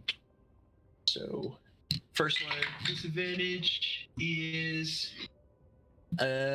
16. That hits. Nice. I'll just do the damage on here to make it easy. That one will take 1, 2, 6 extra as well. So 14 points. 4 of that is fire. Get completely immolated, just all the ash. And then I don't think I'm gonna make it with the second one. That's 11 to hit. Yeah. So you still have one attached to you and one kind of flying above your head. Okay. Where's Connor? Tell him just to play. I think, yeah, I'll stay where I'm at. Okay. And keep fighting it out. Yep. Okay. Which brings up. Okay, so you guys, we're just gonna keep pausing. So that's round 1. You guys are moving down the hallway. Where do you guys? You guys left that room. Henry's sticking with you. Henry kind of looks over his shoulder. Cluth can shoot something. Do you guys want to keep moving or Keep moving. I thought, are you okay? Yeah, good. And then We're good. Lantaurus walks up to you guys, gives you a nod, and walks into the room and begins clattering with stuff. So, looking at our situation, Henry, you can do a perception check while you're doing this as you're assessing this monster. Can Lantaurus fixing? He's gonna fix whatever station that was. Okay. I think, unless you want to tell him to fix something else, he can fix No. everything. Yeah. Yeah. So perception check. I got a dirty 21. Yeah, you get the sense that a greater restoration, a heal, or something like that would be able to fix this creature. But that's on you. This is not the DM nudging, but in order to, I'm just trying to, so you guys don't cast any more spells on it. It's a high level. It's been feeble-minded, so that's like a 8th level spell, which is, you know what I mean? Yeah. And that's what I was saying. Like, I know I can crush this, but crushing it's going to cost. For you guys, there's a door open across the hallway, and then there's the hallway that L shapes to the right. So I'm gonna let Lantaurus do his things in hopes we don't have to burn a spell on him. Okay. Yeah, let's just we'll move on. We know he's there. We'll keep it in the back of our mind. Think. I love how Connor's just chilling inside the right wave, like, you guys are good. Let me know. He's not allowed. It's he's Mother's not allowed Day. to talk to gods or anything. he's still trapped. He's I thought like real life. I was like, that's a bit morbid for the family. Like, he's watching. He's watching on Twitch. His game father is. Yes, he's in Super Bell's Forge prison. Yeah, he's on a timeout. Yay! Thanks for the subs. So we're gonna look into the doorway. The next one. Okay. Going across the hall. If anybody's having confusion with how I'm managing this fight / investigation or whatever, just let me know. This is just how we do it. Same room. You guys are looking across the hallway. Ooh. So you look into a room that has a door on the opposite side. We see 9 rods. Yeah. All stacked up, nice and neat. Yeah. They're actually Don't Google that. Sparks rain down from torn holes in the ceiling, falling onto a pair of rectangular machines that have been torn from the walls. The machines now stand in the middle of the room, their loose wires sticking out like bad hairdos. So imagine like a comm closet. Like they've been ripped out, and then the cords are kind of ripped against, or hanging against the wall. And then you see a door beyond that close.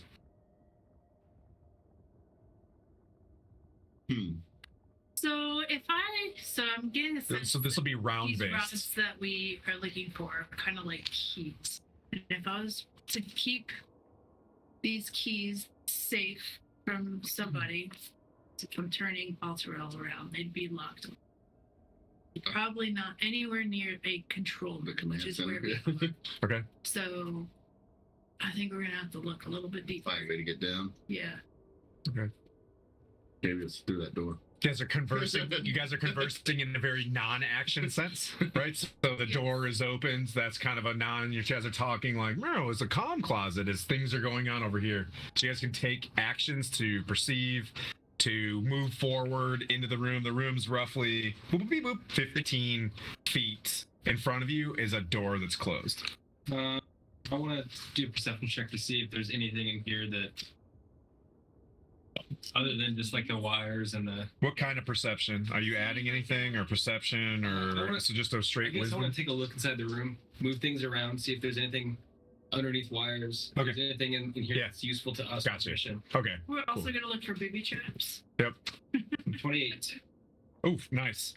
So I'm gonna say you walk into the middle of the room. It's your action. You start searching things. You're looking for traps and stuff. You get the sense that this was also picked clean.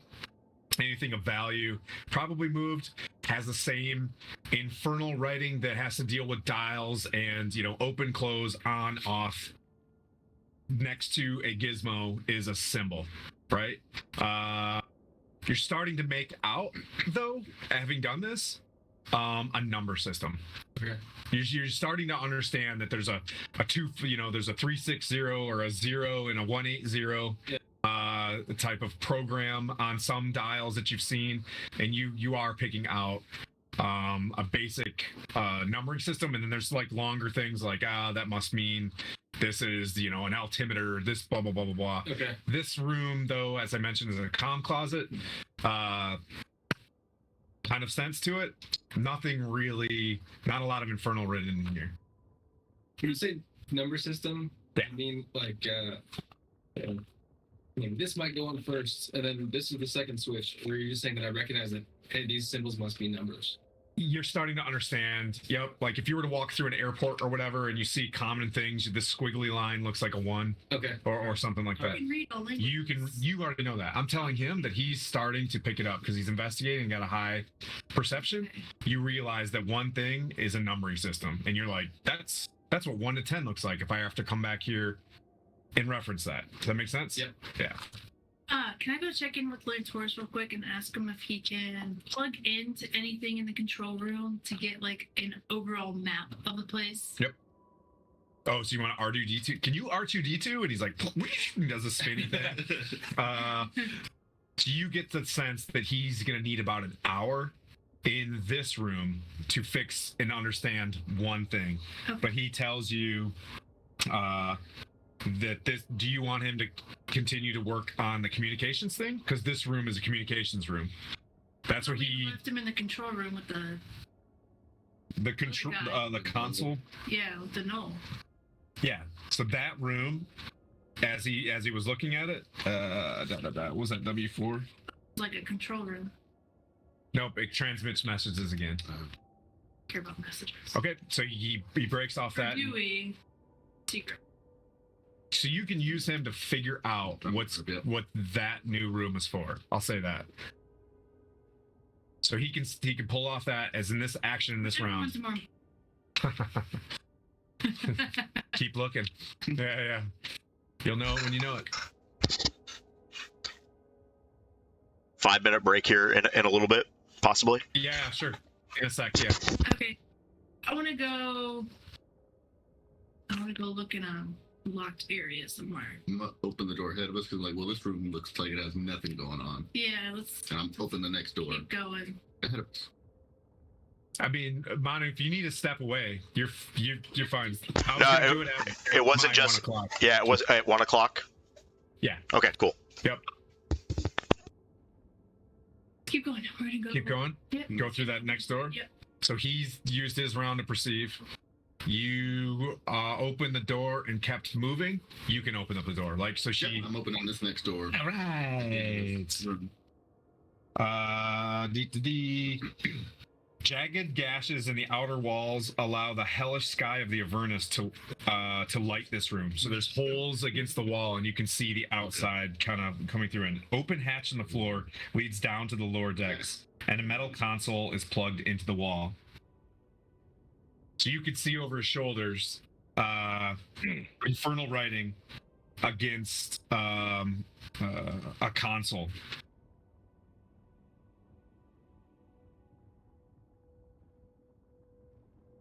It's various messages.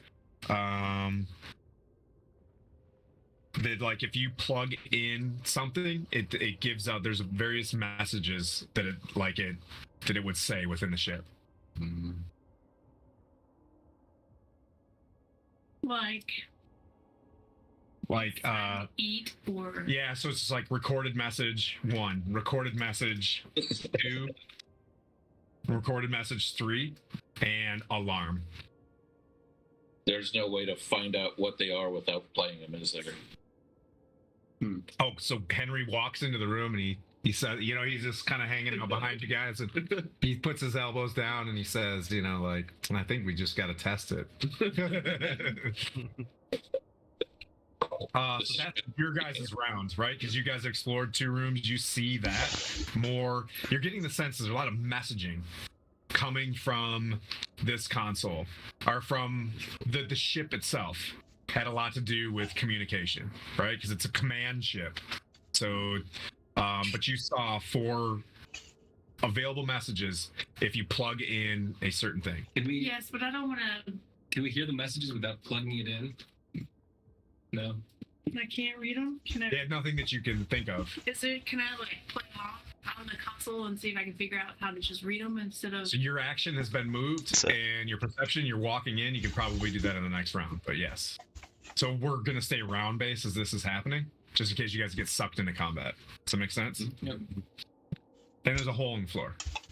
I'm going down. See anything through the hole? No, not yet. You can look.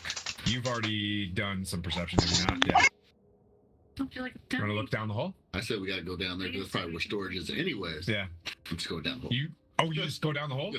Mirror just boop. I guess fly on it. You hit the deck. Like a ladder. You look. It looks like an open bay. Imagine like an AT-AT where the troop bay is. You see like an open room that you get the sense where just packs of dudes probably were moved around the battlefield. As you get down there, this slimy looking slug just drips against your face as you roll initiative. As you look around it, it's got these 2 little feeler eyes, and bones and skulls and ribs from collected monsters are attached to this bone whelk speck. Looks like that. And I'll put that sucks. Yeah. I'll put it. I'll just have to keep messing with this thing, but you'll theater the mind that one, and we'll move things around the map as we share these. We get all the spells out. So go ahead and roll initiative on that one. 1. You rolled a 1? Yes. Okay, we got that. Good thing I got that out the way. You can roll initiative, and you can as well, because you just hear him go as this kind of nasty. Yeah, 1-1. I guess I'm going first with my 6. But I guess. And you got a 6? Hold on, no, I gotta do my.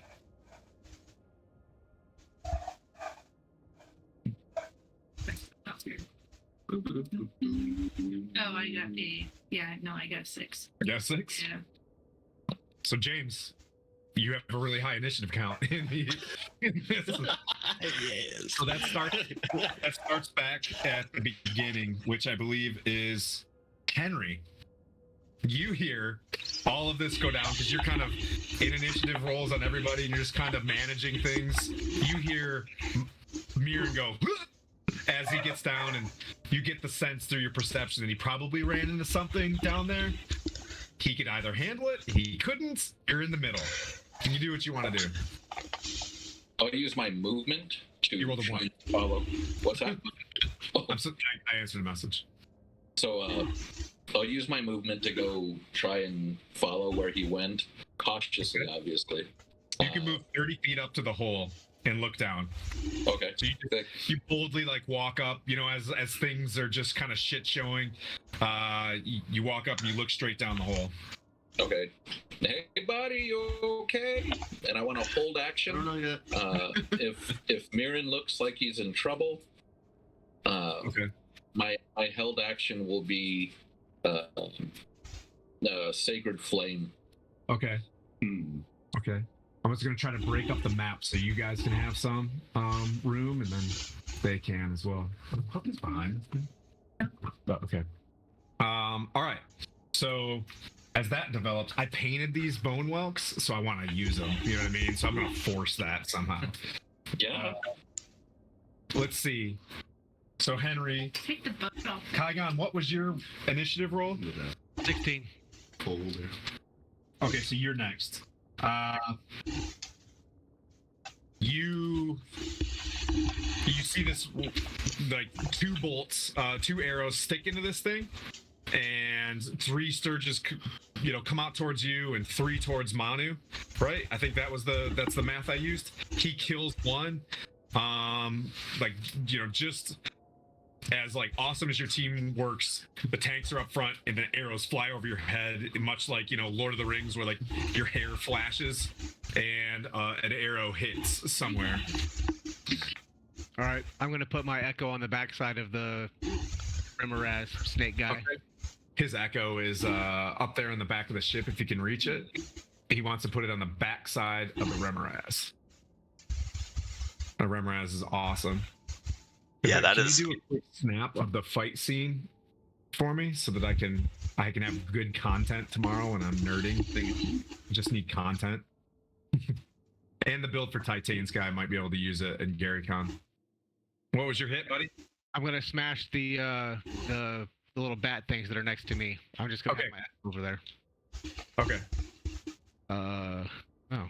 Okay. So that's gonna be 24 to hit. That hits. Your modifier has to be like 19 now. It's Huge. 18. Oh, is it? Okay. So that's 9, 21 points of damage. Bludgeoning. Okay. On the Sturge? Yeah. So like you hit it, it just obliterates it, like smashes like an insect underneath this thing, and doesn't seem too difficult to hit. With that one on your body? None of them were attached to me. They all. Oh, okay. All right. And I'm gonna hit another one. Okay. And that's a 31 to hit. That's a hit. And that's 19 points of bludgeoning.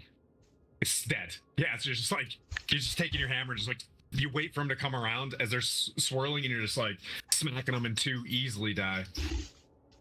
And that's gonna do it for me. Okay. So there's 6 left, and I believe you're dealing with 2 more, correct, James? Of the Sturges? Yes. Okay. Boop, boop, boop, boop, boop, boop. Manu. Nope. Yay, it's Remoraz time. This is a sporty Cal Remoraz. What extra features? Yeah.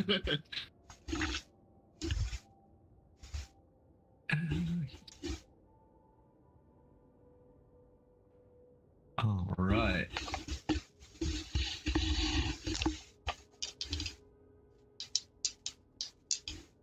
Oh, fun.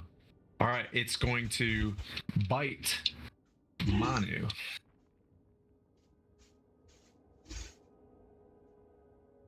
Does a 20 hit? It hits. Oh, nice. So the thing like opens up its maw, it comes down on you. Ooh, 60-10. Very fancy. God dang. Yeah, I thought it was like a water pool, not like a giant sword. Yeah. That's cool.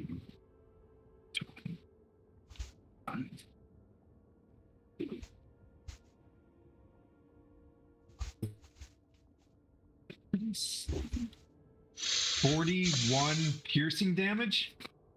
God damn. 41 piercing damage, and as it hits you, you suffer. As the teeth dig into you, you suffer 12 necrotic damage, and you are grappled. Well, he's going to take, as a reaction, 1d4 piercing damage. Take that. From my shell. So he takes 3 piercing damage. And then I'm from the inside, as he's biting down onto my head, from the inside, you're gonna regret that. Okay. It took 4 damage, you said? 3. Okay.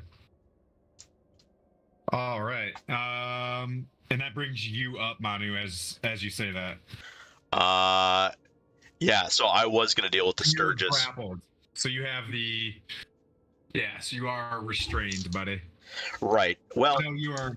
Yeah, you're restrained. I was gonna deal with the Sturgis, but we'll just say we're gonna attack twice with Uza, a minimum of 18 on the attack for each of these with disadvantage. So. Yep. So you're at disadvantage, but still gonna be like a 90 to hit. Yeah. You guys. So that first one's gonna be a 21 to hit, and the second one That's will it? be a 20. I mean, you can One to escape hit. the grapple if you want to. For Oh, as an action. Hell no. Okay. Cool. I'll stay grappled. Yeah, so he's actually, I'm raging. Yeah, as he bites down, bonus action, I'm raging. And then that's going to be, first swing is going to be 22. That hits. 20. No. So they're both already hits. I'm doing the damage. Oh. So 25. And then the Okay. second one is 17, 20 slashing. Okay. And it needs to make a.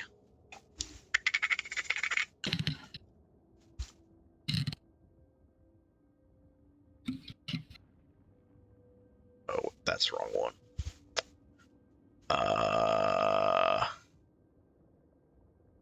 Where are you?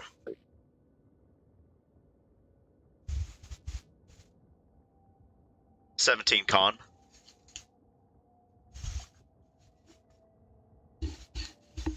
Okay, it got a 21. Well, fuck that then. Oh, heated necrotic body. A creature that touches the Remoraz or hits it with a melee attack within 5 feet of it takes.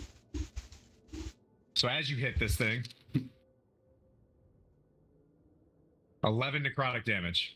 Ugh. You sure you want to stay grappled? Ugh. I could do that at the end of my turn, right? As an action, you can pull out of it. It's just a strength check at the end of the turn, right? Or is it a full action? I'm probably wrong by that. If you're gonna escape a grapple, or if you're restrained from something, I think that's a whole action. How much damage did I take? 11. 11. Okay. 6, 7, 8, 9, 10, 11. Yeah, that's an action to. And then, as part of my rage, it would take 6 fire damage. Okay.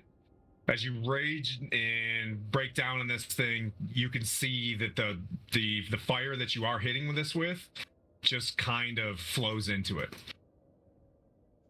As if it's kind of really chill with fire. Well, that sucks. That would be 5 fire damage. But Okay. yeah. Roger, it just sucks it up.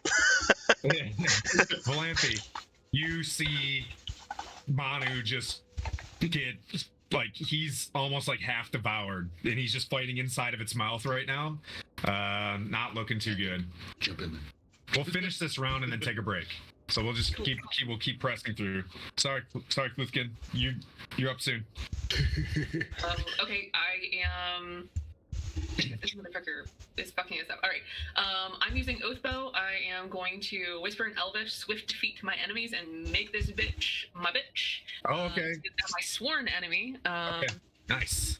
So I get to Take an extra have 3d6 or something, if I remember. What's that? It's like an extra 3d6 or something, if I remember correctly. What? Yeah, it takes an extra 3d6 piercing damage Yeah. when I hit it. And I've got until sundown, so let's get this. Yeah. Oh. 20. Have you? Yep. We'll get around to it. 20 hits. Okay, how many d6? Have you used this action yet? Have you used I used it. how many sundowns have you had?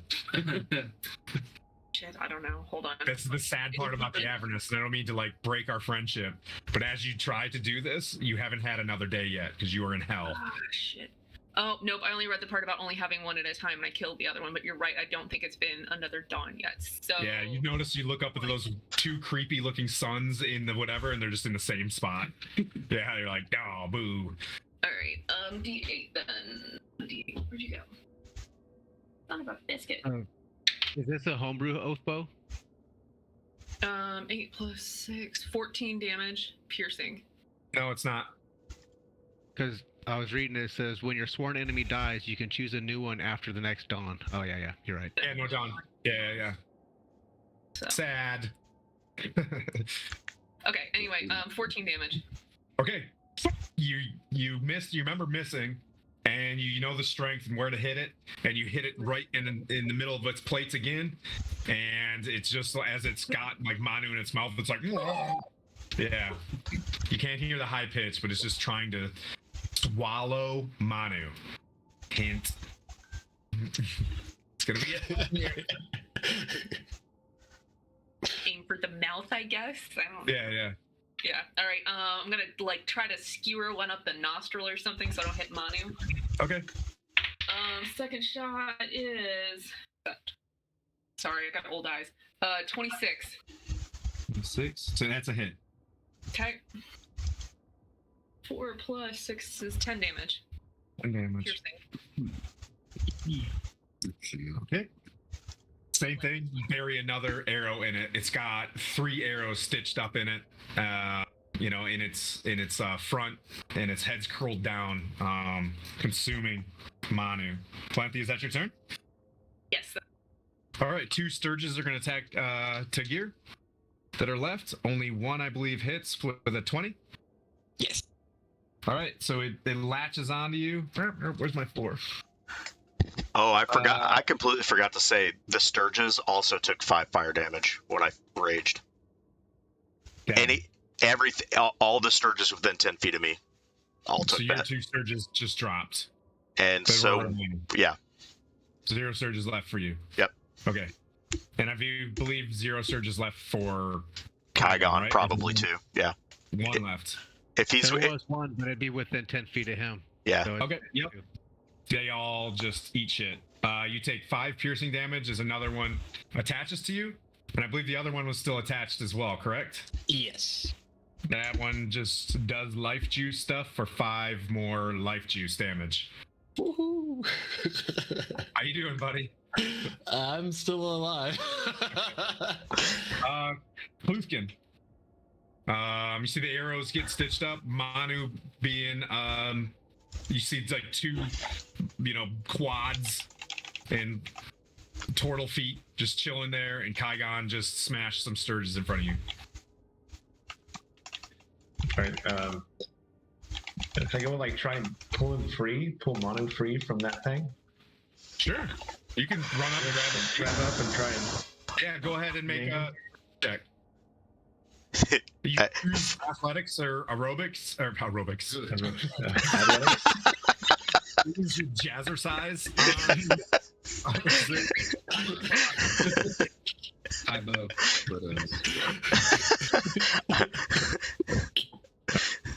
All right, so do a, I guess an athletics check. Sure, acrobatics or athletics, whatever you choose. You can. I'd like to think that you're able to like brace yourself to pull them out, or you know what I mean, like. Yeah, like run up and grab him and just yank. Okay. Can he move? 24. Yeah, so Manu, you're in there battling. You've been quite rude to Kluthkin quite a bit. And Air Genocide pulls you out of this thing. And, you're out. That's going to be your action, walking up and pulling him out. Yep. James, you're up. 2 Sturges attached to you, affixed. So that fire that's swirling around is going to shift to green as I cast Green Flame Blade cantrip. Okay. And I'm going to try and attack one of them that's on me. Sure. Green Flame. 15 to hit. Hits. Oh, nice. I'll do this damage first and then...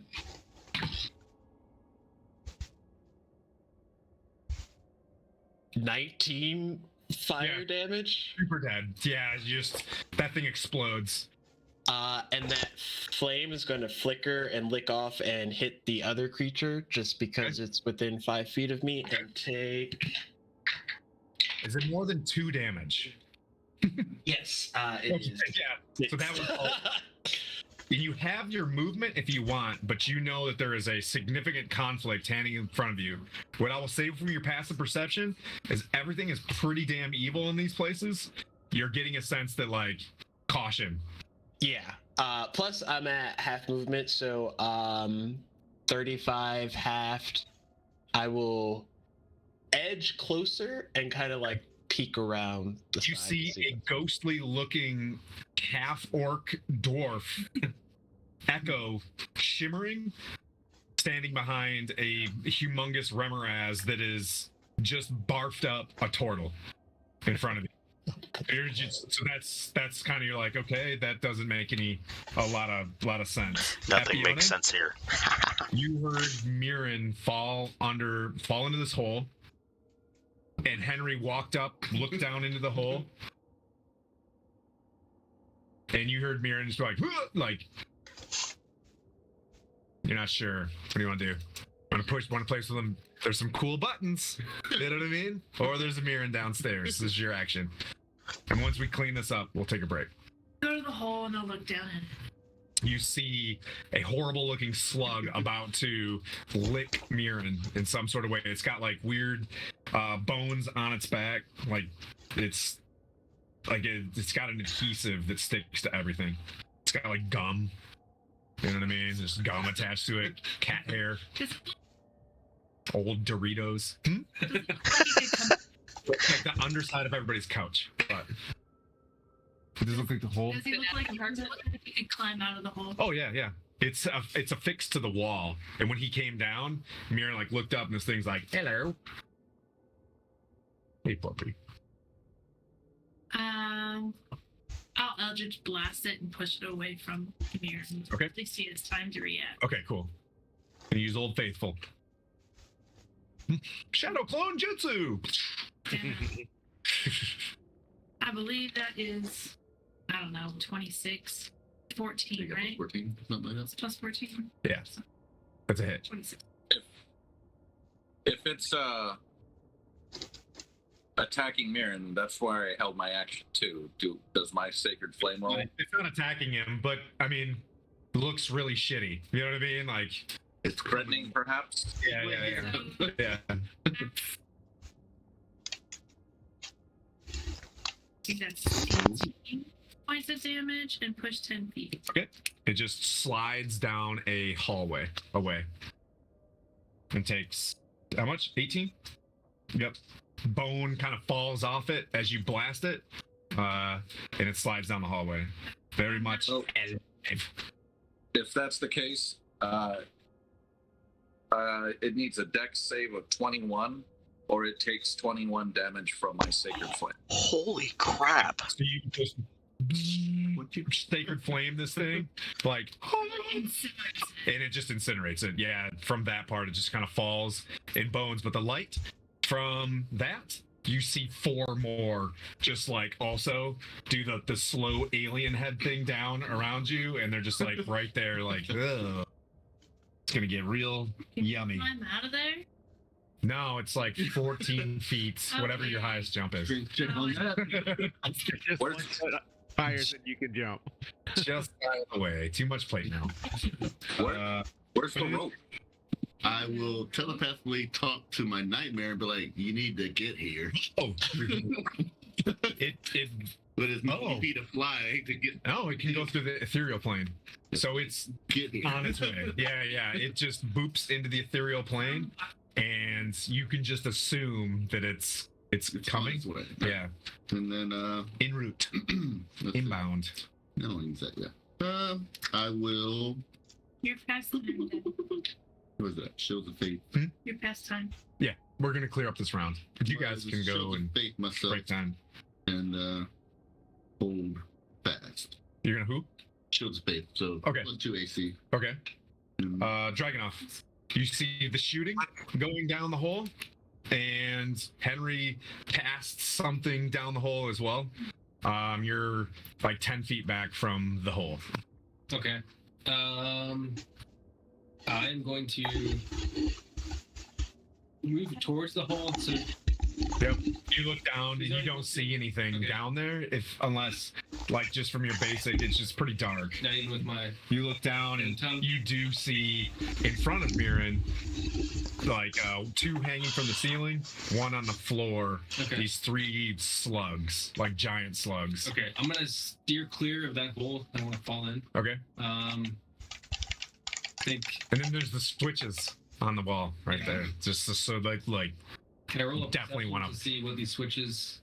You couldn't read it. Okay. Yeah. She told you that it looks like messages. If you plug this thing in a message. Okay, those switches. Okay, those switches. I thought he meant like switches like this now.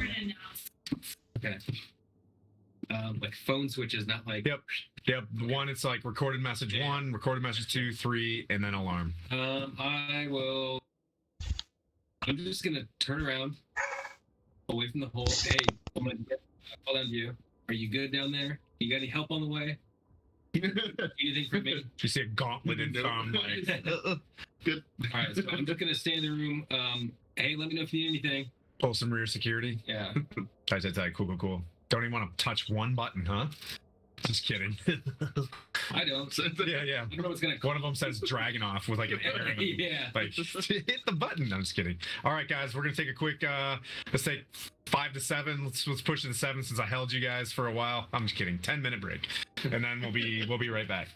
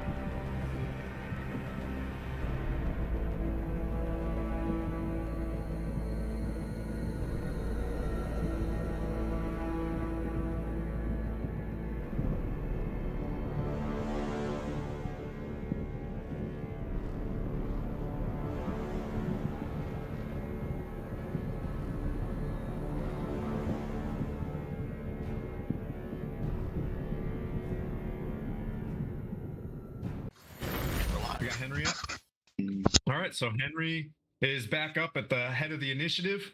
You just Sacred Flames. You held your action. Sacred Flames, one of the bone whelks. As the flame splashed down on the one and eviscerated it, you saw at least 3 more down in the pit. Can you see on the Zoom screen? Yeah, it's kind of. I like that it's shadowy. That's what you can see. You see a bit of a Mirren sword, and then a shadowy, looks like bone whelks down there. Expertly painted by myself. I'm glad you can't see. They're pretty terrible. Yeah. Turn up the Avernus. Yeah. Yeah, we need to dim this a lot more. Yeah. I can see the Zoom screen. Yeah, so in the Zoom screen, you can see those 3 bone whelks in front of Mirren, who's down there by himself. So this is off yours, and you're not subscribed to us. That's why I am. Oh. So I think Skylar, who just ran off, I think he actually sets this to do commercials regardless. I don't know. It says subscribe. So feel informed on how this works. Either way, No, You'd have to it's just regular. I can't leave my bro hanging. Can't leave your bro hanging. I just Can't leave saw him it hanging. for the first time in years. So I'm jumping down. Jumping on that. Oh, Henry's in the fight. Where's our Henry piece? He's behind your. He jumps down behind Mirren in his plate mail.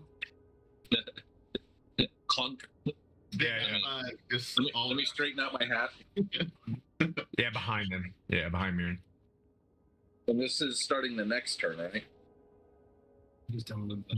Yes. So this is round 3, and this is your turn.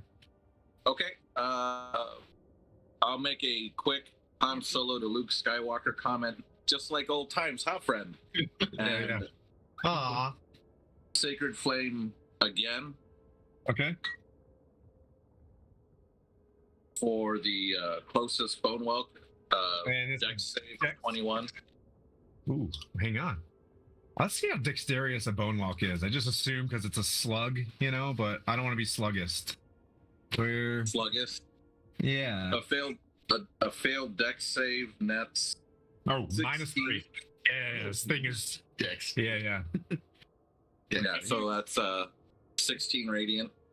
Okay. Boom! You sploosh it with holy radiant firelight from the ceiling, and it some of the bones kind of melt on its back. It looks in really rough shape. Do you guys have any salt on you? Fresh out. Holy salt. From the Dead Sea. Henry, you want to do that's it? about You all I jump got. down, that's your action, and then you held your position. Okay. Kaigon. On the other side. Meanwhile, fighting at Remoraz, Kaigon. There's your echo is behind this thing. You saw Kluthkin bravely pull out Manu out of this thing's mouth, and You're welcome. welcome. It's up with 3 arrows. When he sees Manu get chomped, he's going to rage, and then he's going to charge in, and not using the echo, he's just going to, using himself, he's going to attack the Remoraz. All right. So Kaigon moves forward with the actual hammer of thunderbolts. Yep. And I'm going to use the Great Weapons Master. Okay. That's Ooh. a Here comes the damage. 29 to hit. That's a hit, sir.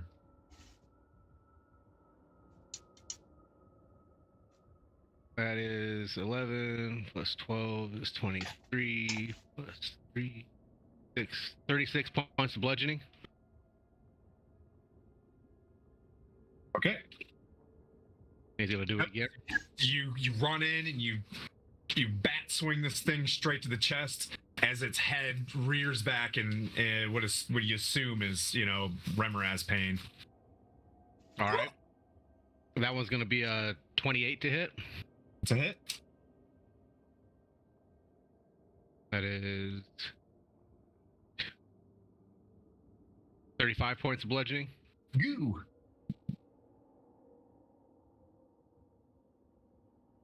Okay. Then I'm going to unleash my incarnation. Okay. So you just taking like axe swings with your or hammer swings at this thing, and you're smashing it pretty good as its head is writhing against the ceiling in pain. You're doing mega damage on this thing. Oof, that's not as good. 21 to hit. It was only a 3. You're at a level 8 campaign right now. Yeah, you're. Okay. 9, 21. I need a calculus. That's not as good.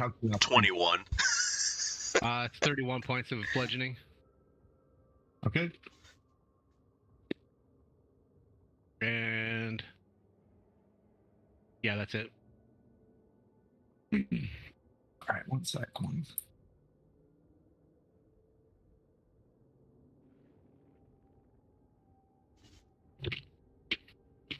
Give me 1 second while I do some math, some hasty math.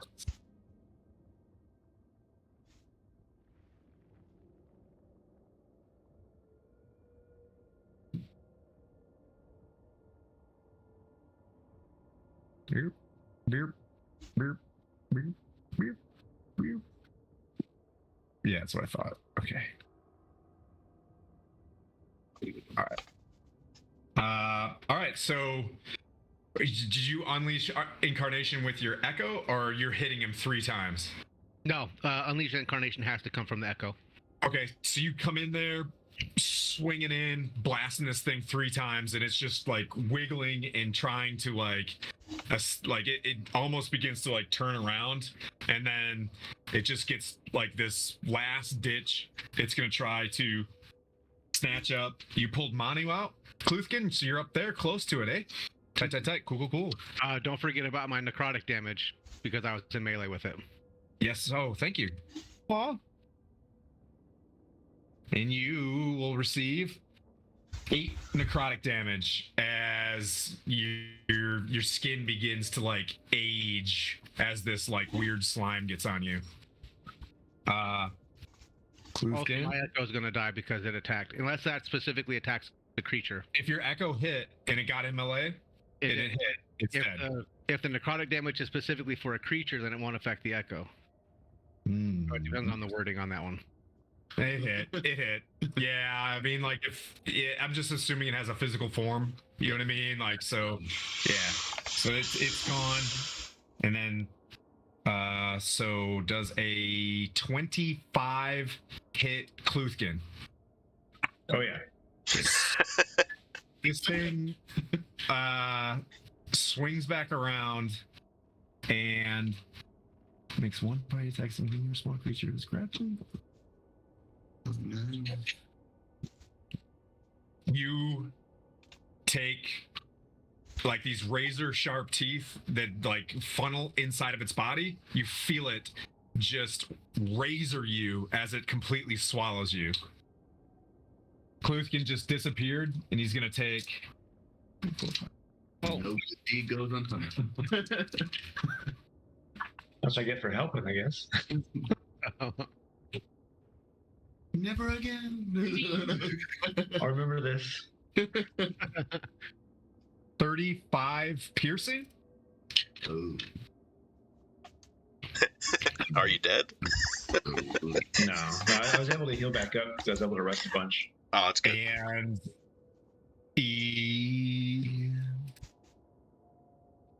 My turn to poop. The Remoranes.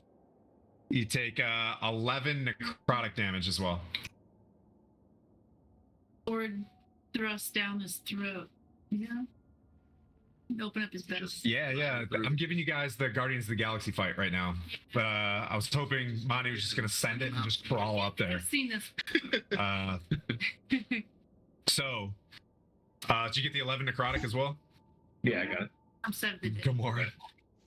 So you're restrained, and that brings up Manu. Yeah, I'm still raging, so that's a good thing. The only time it's good for. I'm taking a step back to 10 feet Out of yeah, you get an opportunity attack. That's what you're saying? Well, pushing myself back with Uza to 10 feet. So Uza's a 10-foot pole. And then basically I'm just taking a step back and attacking with Uza from 10 feet. Okay. Does that? I mean, yeah, I would take an opportunity attack. Sure. It cannot. Till this grapple ends, the target restraint, and the Remorhaz cannot bite another creature. Nope. While Kluthkin is being digested, you cannot be. It's chewing right now. Pretty occupied. Yeah. Gotcha. Yeah. So 2 hits. It's an 18 plus. So that one's going to be a 27 to hit, and then a 25 to hit. Both hit. And that's going to be 10 plus 24 is 34, 40. Okay, total? Slashing. Total. Okay. Yep, so you do slashing damage with Uza? Oh, yeah, because it's a pull arm. Yep. Yeah, all right. Then you do so many different things with this thing. So you reach out with your halberd and just bash this thing 2 times. Like you choke up like really low, choke down. Sorry. And you swing as far as you can with the pole arm and do damage. I think Kluthkin was wearing what? Just say it out loud. Whoa. I think Kluthkin was wearing a red shirt. He's a red shirt guy. Star Trek. Star Trek? Yeah. Manu, 2 strikes and you moved. You good? Yeah, that's it. Valanthe, you just watched and you had never met him before. Some dude that came out of there was wearing a red shirt, just to that you're like, oh shoot, I hardly knew you, as the song goes that we heard 2 days ago drinking green beer. Just yoink, gets swallowed. You can see a thin body kind of gulping down. Just getting tore to shit. I think you're muted. Yeah, there you go. Yeah, like Kluthkin, we hardly knew you, but do the same thing, and I'm gonna just aim for the little overlap in the plates, kind of sneak an arrow up in there, see how that works for us. Okay. Oh, so that's gonna be an 11. That one. Okay. 11 to miss. So you're just a little bit unnerved by what you just saw, and just it flies straight past. From your aspect of this, Tagir, you see an arrow just dart against the wall and drop. But that was a clean looking arrow, that I'll say to you. Like a normal people arrow, not something that comes from a demon or a devil, you know what I mean? Another shot? Right, so that's a 21. That hits. 7, 6, 13 piercing. Okay. Yep, so you miss. You steal yourself. Steady. Whack, hit above where you see, Kluthkin's feet are dangling. You know what I mean? And then he disappears and you shoot it in the lip. Is that your turn? Is that your action? Nothing okay. It's bone whelk time. These things kind of like burgle-flug up to you. They're like, that's what they sound like. The one that just dies from Henry, I kind of saved this for a little bit as because it was emulated from the damage. 200 tweet.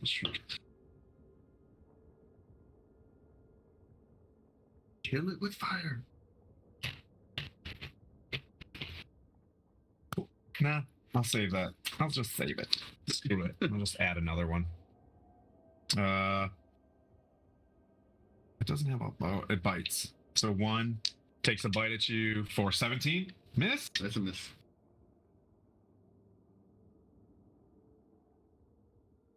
Another one comes up to you. When it hits you, you just adhere to this thing. You can escape, but immediately, like, you just stick to this thing and it bites you. Nat 20. Huzzah! Yep. So it hits you and with a whopping. Uh-oh, she's up. 8. With a whopping 9 piercing damage on a crit. Another one. That's just sad. That's just depressing. And another one walks up to try to hit, like, tries to climb up the wall a little bit and does a little licky poo at you, trying to get to Henry, and misses. Okay, so it made an attack against him, so I'll use my, what do you call it, reaction, do an attack on it. Okay. Well, was it a in melee range attack or like a? Yeah, they're both. You guys are sitting next to each other, and because you guys are talking from helms to helm, can't really hear each other. So I assume you're like, oh, like what? So disadvantage. Let's see. 2 to 13 is going to be a 15 to hit. That is a I'm going to get a net 20 on the fucking time. I'll get it. miss. I mean, it's a hit. That's a hit. 15 is it? Yeah, and this is the one adhered to you. The one that You're- tried to swing at Henry. You are currently grappled. Okay. So which means disadvantage, I believe. I was disadvantaged because I was exhausted already. Yep. Oh yeah. So you're already like, Yeah, yep. so- Same. No, still disadvantage. Okay. Is this creature considered, I guess, a demon devil fiend or not? Nope. It's a monstrosity. Then woo, half of that. Yeah.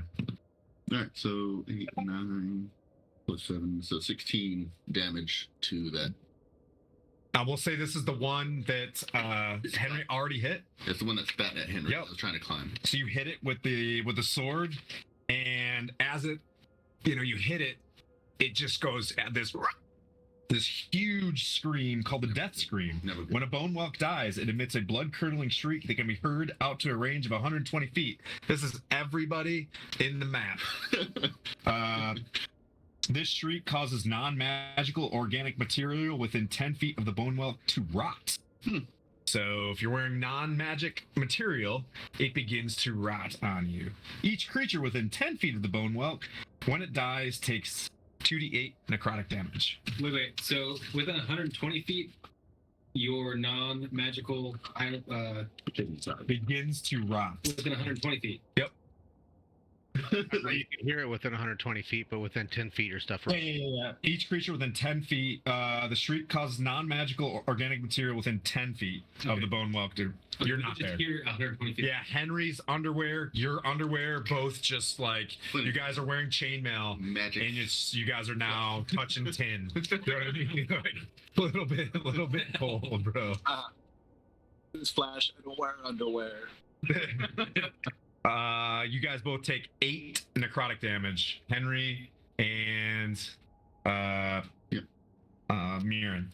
8. D. That was 1, 2, 3 bone whelks, and now it is. I've got too many books on me. Who's next on the initiative? The whelks. They have a spray for that. You can borrow this if you want. There it is. So that was the bone whelks. Klutkin. Oh, you're grappled. You can try to scramble out, and that's about it. All right, I will try to scramble out. Oh, but you're gonna take some damage first. Hang on, I'm sorry. So at the beginning of your turn, you take 6d6 necrotic damage. So, done. Sorry, I don't mean to sound like a dick. This is not fun for me. I'm ruining your day. Like, How much necrotic damage? 10, 20, 26 necrotic damage on as it starts, like as you begin to like try to get out of here, it burns in a necrotic deathly way. I don't know. All right, I'll try. Here we go. But go against strength, right? Yep. So 22.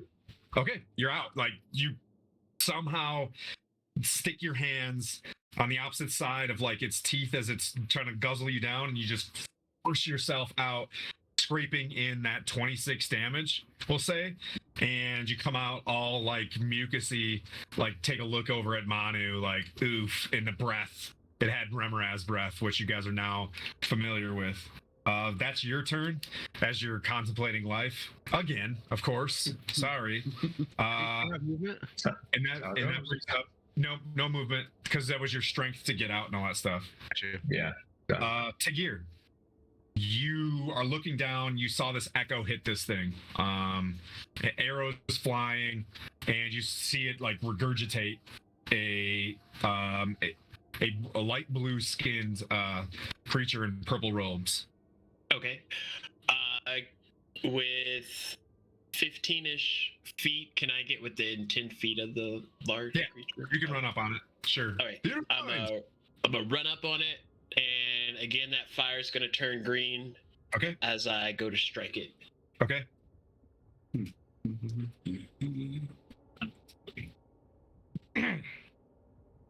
that 20 wasted. Okay. Dirty 20. Okay, it's good. It's good. It will take that. Apiona, you're on deck. Caught you. Yeah. It's like, wait. 19 for the first hit. And then I'm going to Mystic Frenzy. So whenever I use a cantrip, I can use my bonus action to make another one weapon attack. And I'll try and you slide up with your rapier and stab this thing. The echo is reach on this is just so long. When you hit this thing, you take 11 necrotic damage. As you hit it and it sprays necrotic damage on you. Can I reaction Hellish Rebuke it? Sure. Okay, it's gonna be before you die. Is this? No, I'm still up barely. It'll take 18 more fire damage. I don't know how, and I don't want to get all. I don't know how you kill something with Hellish Rebuke, but you did. So how did you kill this thing with Hellish Rebuke? Really putting the movie magic on you right now. With the grossness that came off of it, you'll see kind of like it spark back and sizzle as it shoots off into flame, and that flame's gonna kiss off and hit into the creature and just engulf it. As you yell something crazy at it? Yeah, probably. And then, so Manu, you see this thing shift away from you guys and fall dead. And on the opposite side of it, there's like a bugbear who's like singed fur, just kind of sitting there with a green flaming rapier. I flip Uza around. I just flip Uza around and just ready myself for whatever the hell. It's still your turn, James. If you want to say like me, but don't kill me. Don't kill me. You have a non-action left, I suppose. You all aren't demons, are you? So it's how you start. Yeah. I don't know. I'm kind of demonish. You're devilish. I'm devilish. Yeah. It's like, no, I'm devilish. Definitely devilish. Can you do the Mel Brooks? Yeah. Sam, you hear this, and Kaigon, you hear this. You're all kind of standing there, and Valanthe, you can't see who they're talking to around the corner, but somebody says something, and you can tell they're interacting. Kaigon, you want to say anything for your non-action? No. You've seen a bugbear before. Remember fighting them on the way to Tiamat's temple? So. Well, didn't Manu used to have a pet bugbear? No, that was an owlbear. Owlbear. Bugbears was during your first D&D session thingy. Those things that were down inside the little redoubt. Gotcha. Yeah. So I'll pull out my hammer and ready myself. You would have normally just hit him. I'm just kidding. You manifest. Yeah. I'm just kidding. You said it was non-action, so I can't. And Clues, you see it as well. Do you want to do anything? You want to just hold? Me, I'm just gonna wipe nastiness off my face. Get the stuff off. All right, yeah. Near-death experience. Avernus. Shout down to them. Is there any more of those slugs down there? Are you looking down? Oh, I was already looking. Yeah, there's 2 slugs still in there. One is attached to Mirren, and one is like about to attach itself to Henry. Okay. Which one's closer? The one next to Henry. Okay, so I'm going to shoot the one from Henry. Okay. Do you guys' proficiencies go up when you hit 18? Are you guys No. Okay. No, I'm still +6. Okay, +6. Okay. Yeah, that won't even change when I get to 20. I maxed on that. But the one thing that did happen, and I forgot, I don't have to roll heals anymore. I get max heals on any heal. What? Yeah, I forgot about that at 17. 30. Whoopsie daisies. 20 to hit. 20 to hit? Hits. We'll just say, once you got back in your holy book, you were like, oh crap, and then now you can harness it. You're like, I gotta hold my ear when I heal. But yeah, you're good. Okay, and that would be 2 are dead, right? 11. Yep. 11 damage. Lemon? He's not attached to Henry, right? No. So he's about to lick him. And then You can see his tongue. He's pushed 10 feet away from Henry. Yeah. Huh? He's pushed 10 feet away from Henry. Yeah. Okay. Give Henry an opportunity attack. Yes. A melee opportunity attack. I just want to throw that out there. That's all right. Lightbringer's solid. I don't get to use it that often. I love Lightbringer. We've had Lightbringer since Wave Echo Caves 2020. Circa 2020. Gallinigo de Gazo. 3 more who? Hits? I have 4 3 blasts? Yeah. 3 more after. Epione time. How's Lightbringer doing? Dusting it off right now? You haven't done it for... Let me take some of these out.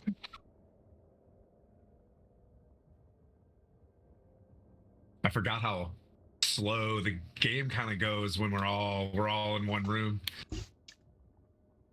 It's good. Get a longer campaign.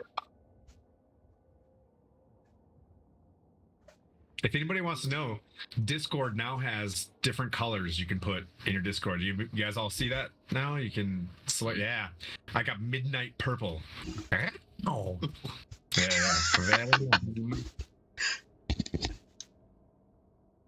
Where is it? Looking for a Lightbringer?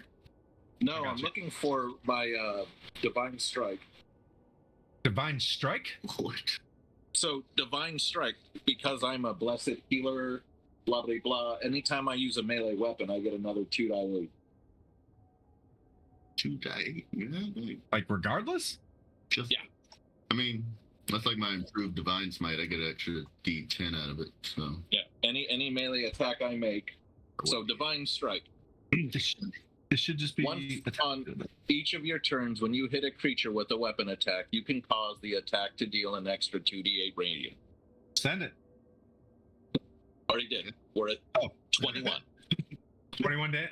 21. Did you hit though? Did you 21 to hit? Does 23 hit? Yes, sir. The 21 damage. 21 damage. And this is the one that you're pushing away. So as the blast hits and it's just like trying to lick you, it's like and it's pulling away. You come down on it with Lightbringer and just smush this thing as it break the bones. And like there's a smushy stain of a bone whelk against the wall as its bones kind of fall and trickle to the ground. And there's one left. Oh, you get 4 more shots. So you're standing above Mirren. He's got the Holy Avenger out, lighting things nicely. And there's one bone whelk kind of getting ready to do very non-consensual licking on Mirren. Is he attached to Mirren? No, not yet. Okay, so Tim, that's still a Blast. 15 to hit. That's a hit, sir. Ma'am. And that is What am I, a lieutenant? What happened? 15 damage. And push 10 feet. Does that give Mirren an opportunity attack? See. I've already used my reaction. Well done. Are you dead? No, it does not. I'm gonna hit him again. For 16 hit. That's it. And 11 damage. Lemon. Okay. Yep. It's okay since it's 1 point away. Yeah. So bam. You hit that one. Blast. Sure. Is there something else? Yeah, why not? Nothing in the hallway. That's why I was saying, yeah. So that hallway seems clear, and then you see another hole with a ladder at the back end of that. So those 3 are a need. Can always fly. You want to go down, or that's your? Go peek down the hole before. So you shoot. You've got movements and non-actions, and then Mirren's turn.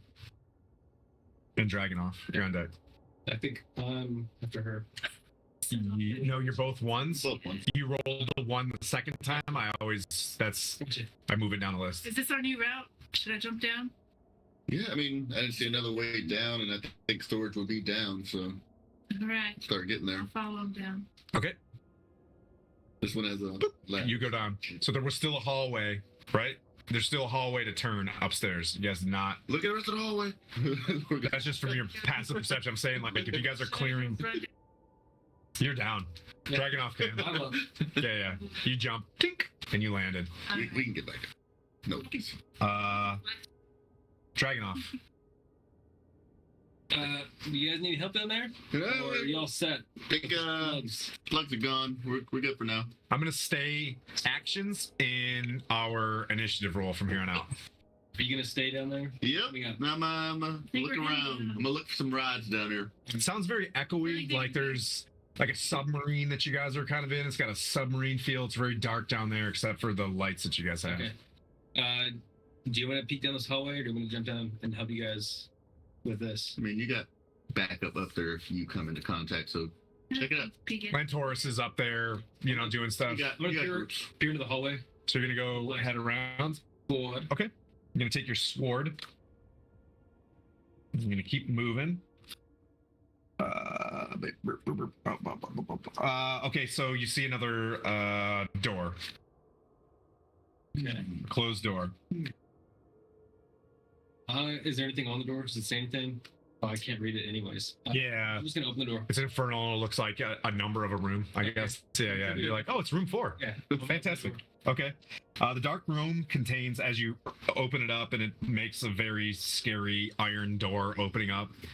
Cautiously opening the door. You hear a clicking sound as it The dark room contains a metal console that has the dark room contains a metal console that is torn free of the wall to your right.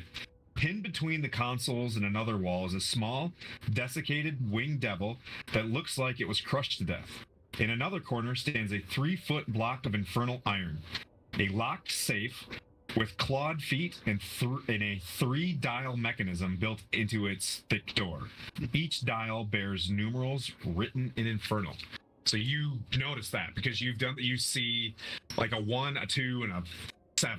Okay.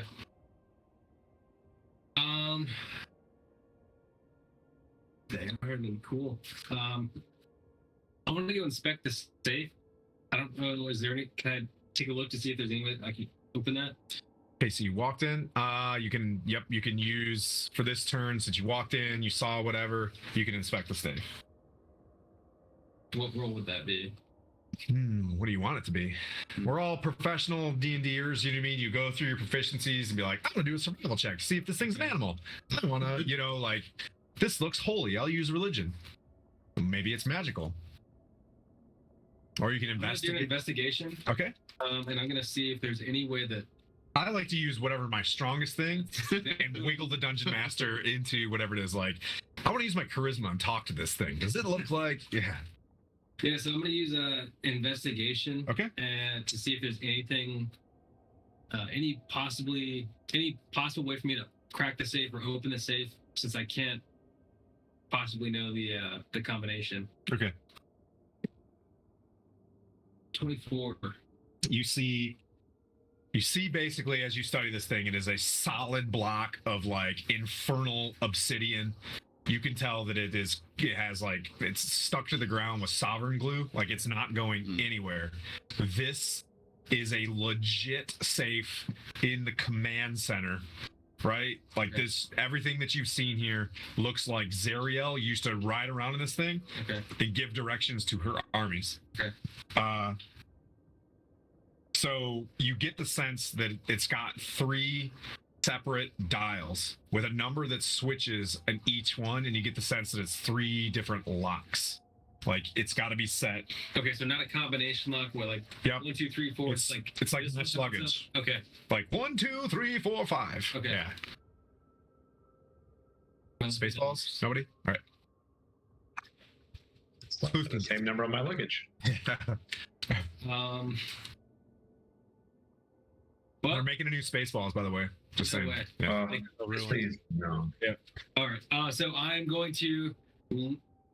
There's nothing else in the room that I can really take a look at. So if I'm gonna work on leaving the room and then letting everyone know, hey, there's a safe in here. We should mark this room to come back.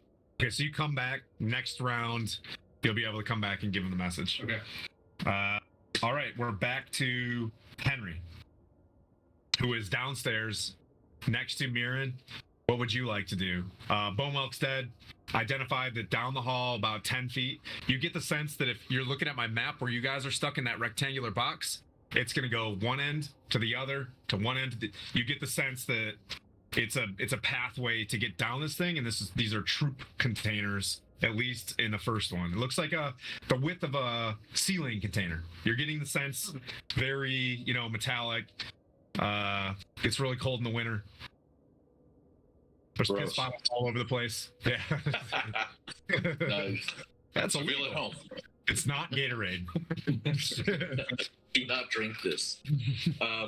There's a 105 L that's full of pee. Just kidding. Is there we're no longer in any threat right now, right? Not immediate. Yeah, you don't see a monster. You don't see anything. Everything kind of slowed down. Okay. I'm going to attempt to at least regroup what we can. Okay.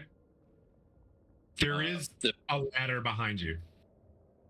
Okay, so I'll ladder the hole, so to speak. Pathway.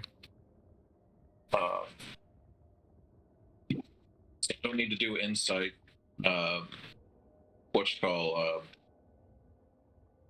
Swordsman's upstairs, right?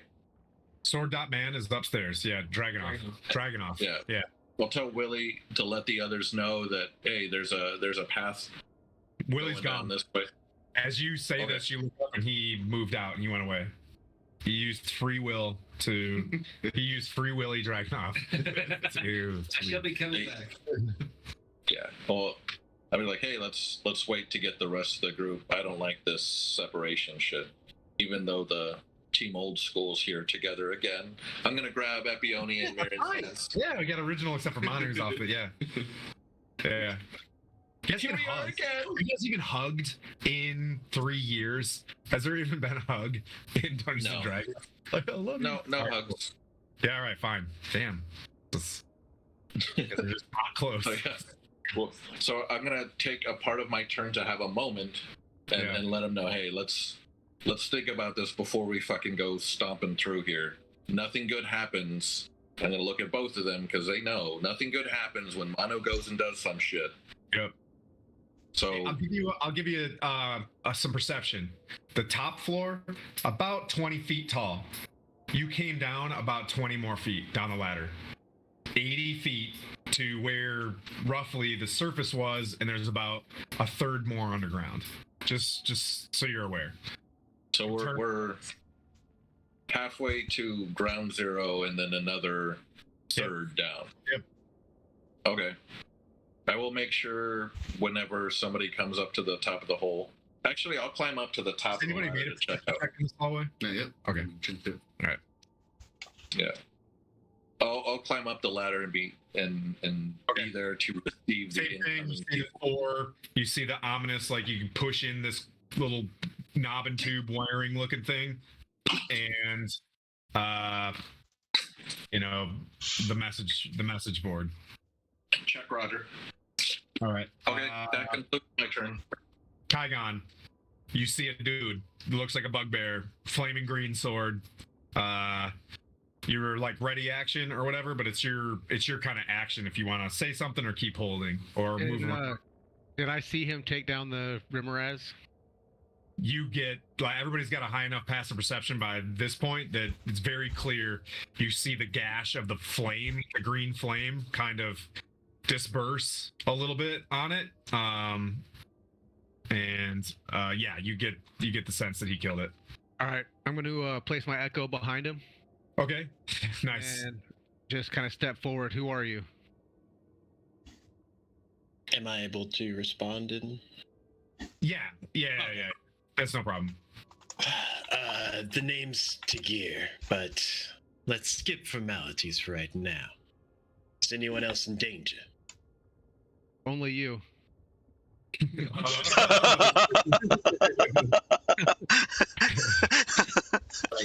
Spicy. We're getting spicy. Classic Stronghold Indie. We're here to be friends.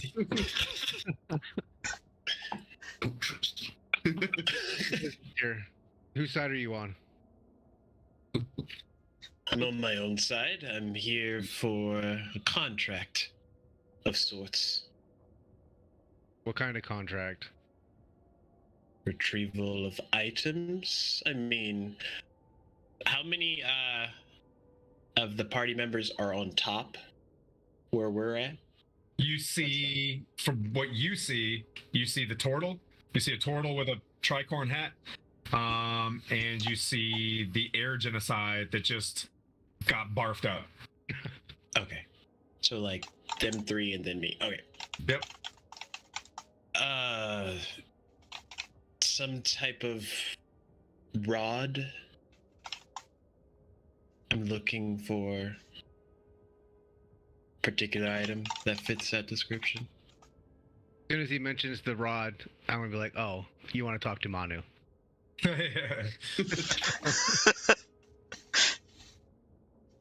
That's it. That's it for me. I'll kind of step off to the side, keep my echo in place, and keep my hammer at the ready. It would be your turn, Manu. Do I hear that conversation? Yeah. Yeah, like you and Kluthkin, you guys all hear this stuff. So Kluthkin, you can talk as well. Like you guys are kind of in you're speaking non-action. So anybody can non-action throughout any part of combat. You don't have to hold that. You can be like, dude, don't touch the So I'm still raging. So there's just this flaming aura around me right now, and there always is. Yeah, like a glowing eye, as like, what do you want with the rods? Does anybody else have a bottle opener of the Millennium Falcon? Hell yeah, nice. I'm to return them to archdevil named Bell. Oh, are you working for Bell? Working, so sure. Just for your character, for your character, everybody's been manipulated into working for Bell for one of the, and this is your path for you, friend. Since we just threw your backstory together like in 15 minutes, this is your way to get out of hell. Like, like what did you do to get put on this path? You will say we're in Phandalin a long time ago. You went into some weird emporium, got really shit-faced, right? Like, you were drinking in there. Next thing you know, you woke up in hell, and you don't know you were gambling, and you couldn't really drunk. There, boom. You were in some weird place. There was this real fancy guy inside of a big red tent. That's all I really remember. So let's say he told me that. It's like, oh, so you fell for the Mahadi trick, eh? Yeah. I didn't fall for that one. I fell for a different one. Well, that's how you get backstories together real fast. Let's wait here. Do you know where these rods are? Because we can't find them. Not currently. 2 imps about a day back told me to search here, so here I am, searching. Well, you found us.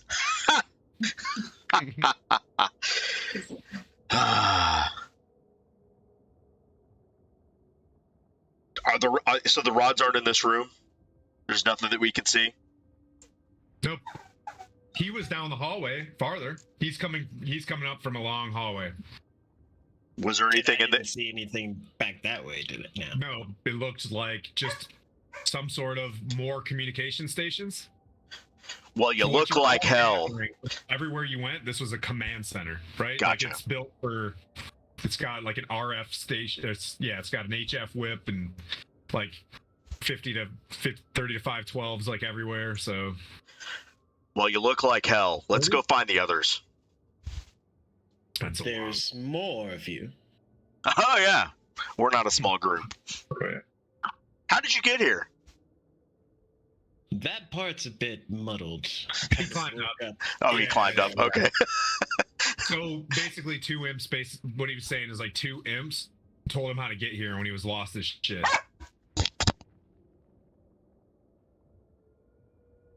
There's an imp down here telling me to go F myself. We have our imps as well. I'm assuming this wall is gonna fall over a little bit because Kai is trying to wrap himself in the wall that's not real. Yeah. Okay, Valanthe, you hear this conversation happening, and you can walk up and insert yourself wherever you want. Okay, I'm just gonna kind of verbally roll up and be like, hi, you new here too? Me too. And I think that guy, and I point over at the blue dude, and right, like, sorry, what, I think I missed this in the intro, like, what species are you? You, a person?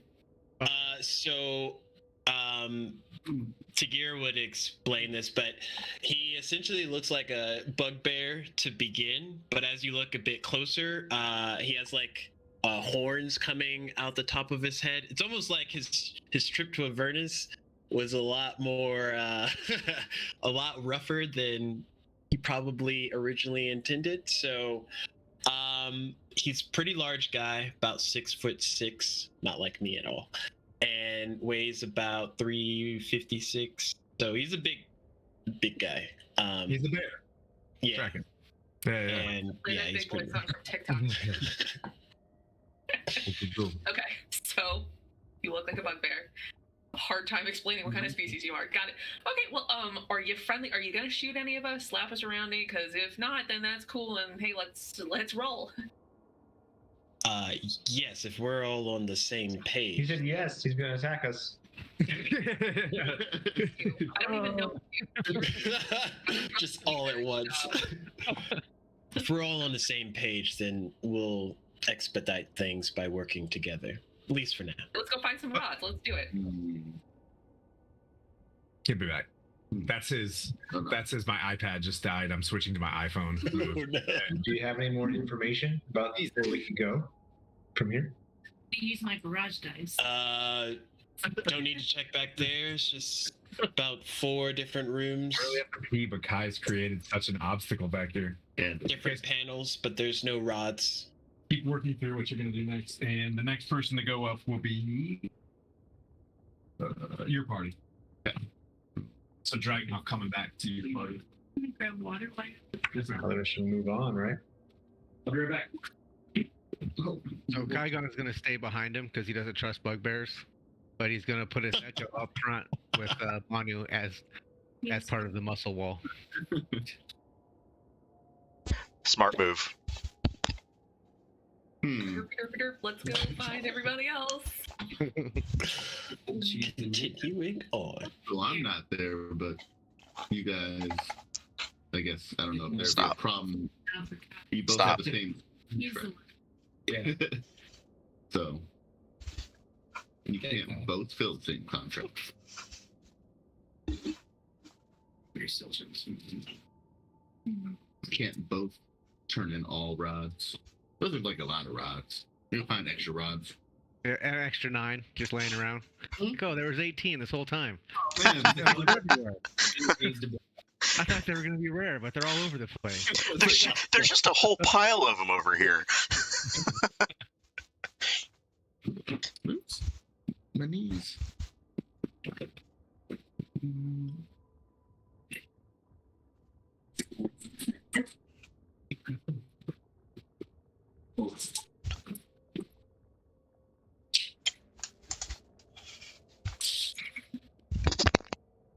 Oh, way to go! You broke it. What you guys had a cliffhanger? What do you guys decided to do? My bad. Come on. What happened? What happened? What happened? Sorry, everybody.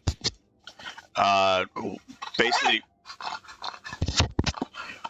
walking down the hall. To check out what's down the hall. Going to find the other group. Okay. I see Ash. Okay, Yeah. so you guys walk back out, and you see Dragonov coming down the hall by himself. You don't see the rest of the party, but you see you see the other party merging with you. So you, we'll say you run into Kluthkin. Okay, Kluthkin. One of these rooms that you invested, there's a large safe. It's impenetrable by anything I can do. I think we have to have. Well, it has dials. It had dials on it. Yes. Okay. Yeah. Tell him that. Oh, okay. Yeah. Yeah, we have to find the combination to get into this safe. In Infernal. Just find a combination for this to be able to open it. Yeah. It looks pretty important. Like maybe some rods might be in there. There's those rods again. Okay, those rods. I mean, Well, we found somebody. Might be able to help. okay.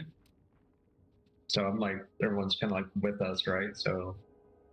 Yes, it's this guy. Oh yeah, we found him. Just for move magic explains. Yeah.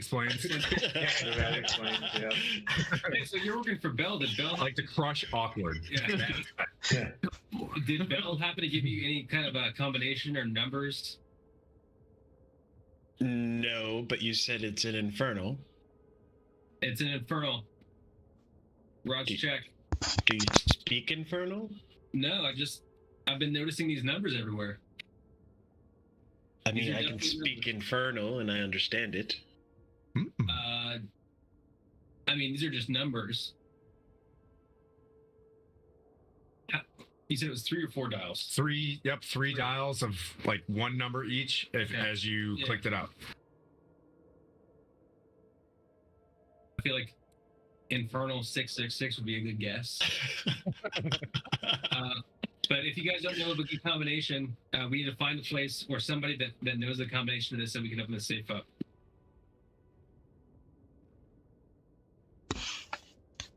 There was a desk somewhere. Can we go back and search? Tim, you said there was a desk at the front of. Picked clean. Oh, that desk was picked clean. Okay. One whole thing that you're saying is like there is Nothing in there. pieces of information. There's nothing here. Like it's been picked clean for a long time. The safe was beyond, you know what I mean, the capacity of whoever probably went through this thing.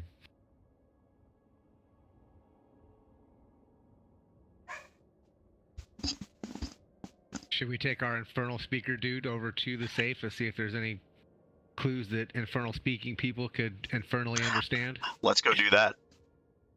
Yep. You guys That's a walk down the hallway. smart idea. We'll stay with this. Yeah, Dragonov shows him where the dial is. And it just looks like numbers. Yep, just numbers. It's set to 124 right now. I'll convey that over.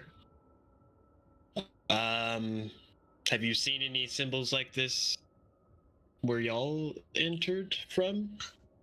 We came in through the giant hole. I've seen a lot of these. I just know their numbers. We're back. And we're back. Yeah, it was. So. So you guys are in the room. You guys are staring at the safe. Everybody in there. Let's see how long the delay is. The video is unavailable. Does it pop back up in the same thing, or does it start a whole new stream? It should. Was it the same? I'm not totally sure. Oh yeah, started it. It's like 19 seconds, 20 seconds. Oof. Yeah, the chat's still going. It'll just pop back up. Anyways, carry on. Let's keep playing D&D. Anyways. Yep, you guys are at the safe. Is there any way to like look around and see if there's any identification marks in the room that would signify? There's the desiccated winged devil that's laying there. Like I said, this dark room contains a metal console that has torn free from the wall to your right. Pinned between the console and another wall is a small desiccated winged devil that looks like when the ship crashed, it snapped and smushed a winged bone devil. Can I do the investigation? Huh? Investigation check? Sure. Look at the like poke at the little dried out devil and. Yeah, super dead. Yeah. 15. You get that the safe is pretty much the only thing, and the only way that the safe was seen was when this console kind of shifted and moved against the wall. Nice. This is care of Alec Dijon. Nice. But yeah, it's just the safe. You get the sense that if this was a video game, the safe has the white rim around the side of it. You know what I mean? Like, Yeah. the safe It's the only thing you can interact with. everything else, you cannot interact with.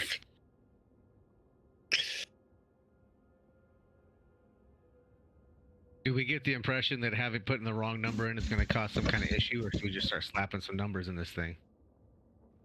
We have You don't get that indication from, what'd you roll? 14? Yeah, it's just looking to get safe. If the safe isn't open, let's say that's probably a problem. Hey, Dragonov, why don't we just try what your idea was? All right. So let me ask this fellow here what Infernal 6 is. And he'll Wait. So it's 1, 2, 4 right now. Yep. Okay. point out what the 6 is if he doesn't have to turn it, but if he has to turn it, then not Okay. this one. Okay. This is 6. Anybody want to check in with Lance Horse though? Inferno 6 is a 6 with little devil horns on it. Stop Lantoris from doing his job. Yeah. All right, so we're gonna 6 it. Okay, so you 6. 6. Yeah, and you continue. It literally pops open. That's literally the combination.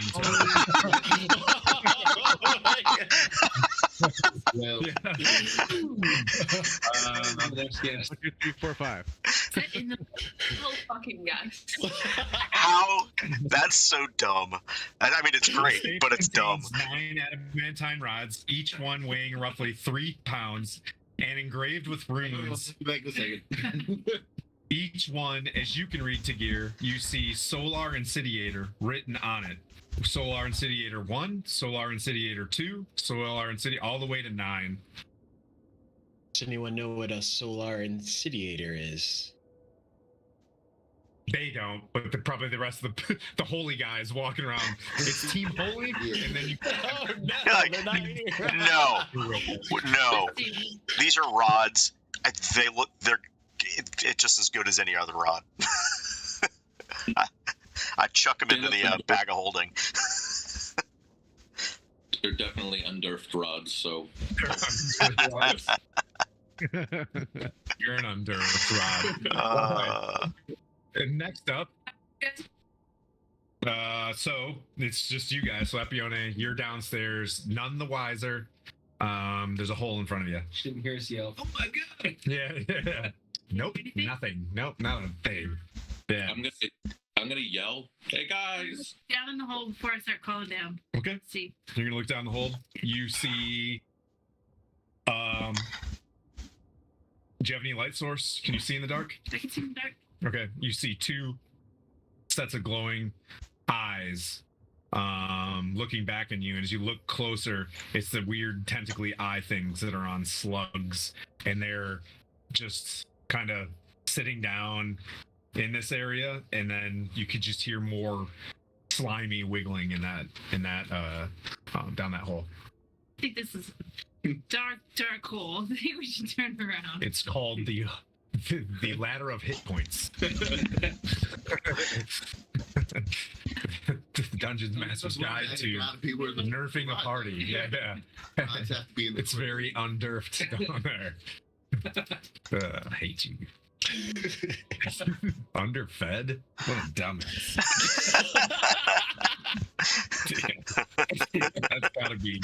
I had a really long flight yesterday. It was underfed. I had to add that to like my last name in the next campaign, like Sir Timothy Underfed, as a punishment for life. I was thinking in my head, like, would I have read underfed or underfed? Like, I would have definitely. I flipped words around. The letters. I had like a moment. Anyways, so there you guys go. I'm gonna hold my action. Metagaming. Like, Manu, there's more of the slimy things down there. Manu's not with you. Or not Manu. Mirror. Yeah. Well, we haven't found the rod yet. Chances are it's probably not up there. Now the hole going down for storage. Probably gonna go down for storage. Heading down? My turn? Yep. Okay. Heading down? She said she saw the eyes. Yep, so you can see them. So as you see there, they're moving slowly, and there's 3 more down there. Nightmare, like, are you showing up yet? Oh, yeah. Nightmare. Sorry. How big is this hole between each, I guess? It's not like a circular manhole that you can get down. Not large. Yep. Well, I guess you got to chill here for a second. Yeah, you just set it up where the 3 bone whelks are in the opposite. You can just keep it perpetually 3 bone whelks. I'm glad I painted 5. Okay. So the horse cannot fit through those. I mean, it can through the ethereal plane. Like a boop, boop, boop. Yeah, it'll just like have to boop through every hallway. I guess that's what I'll do. All right, you're gonna boop them out. How many turns there? Just 3 turns. Okay. Yeah, no, because it would have just stayed with you. Yeah. So, well, So it's your action right now. Will mount Nightmare. Okay. I mean, a horned devil could go through this manhole. It's big, so you can go down with wings and all sorts of shit. We'll say it's a pit fiend size. All right, then I can fit. Sure. So I will mount. We're not gonna let this hole get in the way of. Hold in the way. Extend this. We're at. Yeah, so I will mount the Nightmare. Okay. And then, because I also have dark vision, I will be able to presumably see the eyes. Okay. Or something. Okay. The eye. Mono, you see, as you guys are walking out and you were dealing with this, when you walk by one of the central rooms, probably not be known to anybody else, one of the rooms went shadowed to you. That's not good. So I'm mounted. Are these creatures large? But it did not feel terrible to you. Are bone whelks large? Either. What are the odds? We could. That's separate. That's me thinking. Sorry. It is a large monstrosity. Then I will, whichever one down the hole appears to be, I guess, that would obstruct anyone else getting down there. I will attack that one, or whichever one is closest on my way down. Okay. They're just, if you jump down, they're just on the ground, left, right, and then one like in front of you. Well then, yeah, I'll go leftmost. Okay, sure. We're flying. Like, you can get in a way where you only in melee of 1. We'll say theater of the mindish, but like you could figure that out if you took any sort of planning. Nah, I'm right dead center and hit left. Cool. And I will. So that is a 23 to hit. That's it. Sorry, 28 to hit. But and then it's not diminished or anything like that. So normal. 6, 11, plus 7. Lemon. So 18 damage from that. And then Horse nightmare. Manu, so the video is still unavailable on Twitch. You guys tracking that? Is anybody watching Twitch? Hold on. I'm watching it on Twitch. Are we still doing? Is this me still? Can you see the video? Yeah. Oh, okay. So it's just like 5 or 10 second delay. Okay. All right. All right, so 16 to hit for the hooves of the nightmare. Hit. And 2d8. Where was that? Stop doing that, please. All right, so 5 plus 4, so 9 plus any fire damage works, plus 8 fire damage. So 9 bludgeoning and 8 fire onto the. Okay.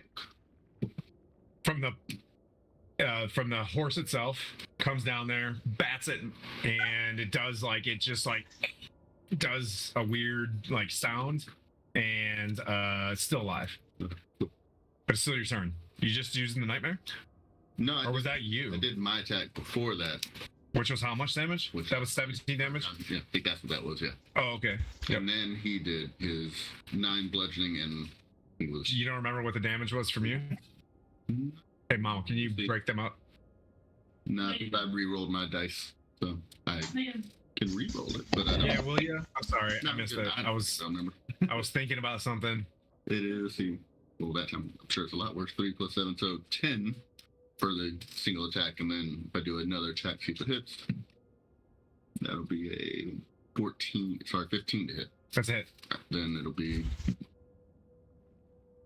8, 7, 15 damage. Okay, 15. so that's what I was saying. It then dies, but it does that wicked nasty scream. Figure a way to stop that. Yeah, it's just part of it as it explodes. This huge scream comes out of it, and you're the only one down there because you went down 20 feet. You took 6 necrotic damage as one of them dies, and that brings up Dragonov, who's still upstairs. Yep, and you're like, yeah, 66, it works. And so Manu put the rods in, but we're back in action. What do you want to do? I want to run over to where Mirren and Epione were. Okay. Just say, hey, we found the rods. You can dash back through the hole and yell that and you see Epione and Henry. And I got the rods. Okay. Yeah. Dash over there. Epione, Henry. Secondly, Henry's turn next. So, what do you want to do? You heard. I'll be right back. I have pizza showing up here in 2 seconds. Okay. Stop Mirren from galloping off into Mirren to get back up here and leave those slugs. Okay. Mirren, they found the rods. Get back up here. Are they the rods? No, Jay. Yeah. And so, can your nightmare fly? Mm-hmm. Yeah. Okay, so I'm gonna cast fly on me and Henry. No, up the other one. Is there? There's a ladder. Yeah. Oh, wait, we jumped down? Yep. Oh, okay, never mind. I'm not gonna wait. Yeah. I added the ladder later on, but I didn't give you the 2d6 bludgeoning damage for jumping, so it's all good. Well, I already used my action. Yep. You're heading back. Turns around, heads back, non-action. Okay. Henry. Still watching my back. Okay, so Henry's moving back. Are you moving back? Climbs up, moves back. Manu. So, yeah, pizza guy. We hold. Yeah. So we'll Kaigon. What? Well, I mean, we got the rods. I think the next logical step we go look for the rest of the party and all that. Oh, he's back. Okay. So Manu. Everybody's talking, moving up. You and Kaigon are standing next to each other doing barbarian things. You look off to your left. You see a shadow, and the shadow drifts back into a room, right? So the shadow is at the beginning of the door, and then kind of moves back. As it moves back, 2 imps show up, one with its mouth stitched, and one with its eyes stitched. Where's the one with its ears stitched? Well, I'll just say it's good to see you. The one that can see beckons you forward. I'll just tell everybody to stay here. I'll take care of this, and I follow. Okay. The one with the mouth open, kind of like, like lists a bit, opens up its mouth, and then it kind of leans forward as like an entity, takes it. Manu, I think it's time to finish our contract, if you would like. What would you have me do? Well, it seems like we've had a good opportunity for some change of command around here. How would you like a nice long rest? That would be amazing. It will take... So basically he implies this next level is his level. Okay. Right? So like you're adding to it, and we're gonna finish business. I've come this far. He's like, you're going to see a party advancing upon you here soon. I would trust this next party. To do what? Said, for your rest. It will be our dear friend Mahadi. Oh, okay. Yep. Once this is completed, it'd be nice to have a nice transition of power in that volcano. Then you can be on your way, free and clear. And you and I can do business later on. But without that, you can find me in the Emporium for any more questions. Fair enough. Does that mean and then gone? Just as you you hear Connor from the outside like, "We've got company." So, yeah, so I walk outside. I just let everybody know there's a party coming. It's Mahadi and his crew. Yep, you see 9 infernal war machines, right? Like there's a guy with the electric guitar, like on the front of this thing, like jamming out, dudes with silver spray paint all over their face, and they're driving up to this thing. Yeah. But for the rest of the party, as you guys kind of gather up, you walk out of there. The Bone Whelks kind of just, for movie magic, yeah, the Bone Whelks are like, piss off for a little bit. You guys are all very, very smoked, and you see what appears to be the Wandering Emporium pull up and form a horseshoe around your vehicles. Circle of wagons. Yeah, so I'll just let everybody know Mahadi's here. And you don't know who Mahadi is. You're gone from all that. Do we like Mahadi? I like Mahadi. What's our So you see 9 vicious-looking Mad Max vehicles, fully up-armored, like with weapons everywhere. It looks so threatening to you, Mirren. I'll look at Mirren and I go, "Don't worry about this party. They have my seal of approval. This time." For now, all right. This time, they have my seal of approval. We got a nightmare damage. And yeah, I'll let everybody. Basically, we can get a rest here in this in his camp, Mahadi's Wandering Emporium. So it sets up around with the Reich wave, floating above it. They set up around this thing. Various folks from in there, like you can tell where they set up their entryway to the Wandering Emporium.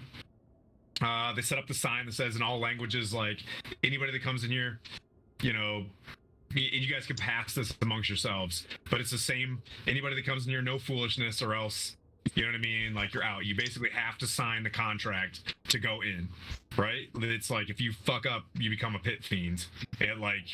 It's over, man. And I forget where he's from. Where is he from? He's not from Dis. He's not from Cania. Mineros, right? Where Manon is? Yeah. So Manon is his boss. So you guys can go down there in any way. We got 20 minutes left of this thing to move forward and plan or do whatever. But what you guys see is an overwhelming sense of, for the party that's already been to the Wandering Emporium, is like oh shit, like fuck. Like you have a really good feeling that you're going to be able to like relax and rest. For the rest of the party, you're not exactly sure. I remember Mahadi's Wandering Emporium from Phandalin, and I didn't trust it. But if Gavin is telling me, party, not so much. If Gavin is telling me to trust this, then I'll give it at least a cursory. Allow it. I'll allow it. I'm still not gonna get my feet rubbed like Henry did. I can't remember. Like Connor, did Connor do all the talking in the Wandering Emporium? Epiona, you were with them, right? In the Wandering Emporium. I think Connor did. Yeah, So you see the Wandering Emporium pull back up. The party seems like at a point where like, we going in, we going. You know what I mean? Like, who's leading? Who's the lead here? Hey, I mean, there's a lot of stuff there if anybody needs anything. There was a gold. I did there. This last run with Mahdi. You were in there, right, Henry? Yeah. Okay. Anyways, away you guys go. How do you wanna do this? I'm gonna talk to Fedge and tell him there's an entire festival thing down below. What do you need to fix up? What do we need to do to fix up the ship? Oh. Okay. He gives you a huge list, and he asks if he can go search the wreck.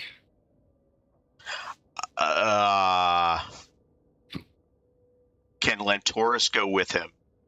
Yep. Okay. It's like take Lantoris with you, Okay. and see what you need to do and grab what you need. So you basically just keybinded repair my ship as much as you can? Yeah, or like do Okay. whatever you need to do, like with the like what do you need from me to with the gems, and like what do we need to get this thing up and fully running? Okay. They mention Fedge is like, Fire Snake Forge. They have repairmen. Fire Snake Forge? Is that a place? As you say this out loud, anybody that's been there, were you at the Wandering Emporium? Yes. You remember the two salamanders?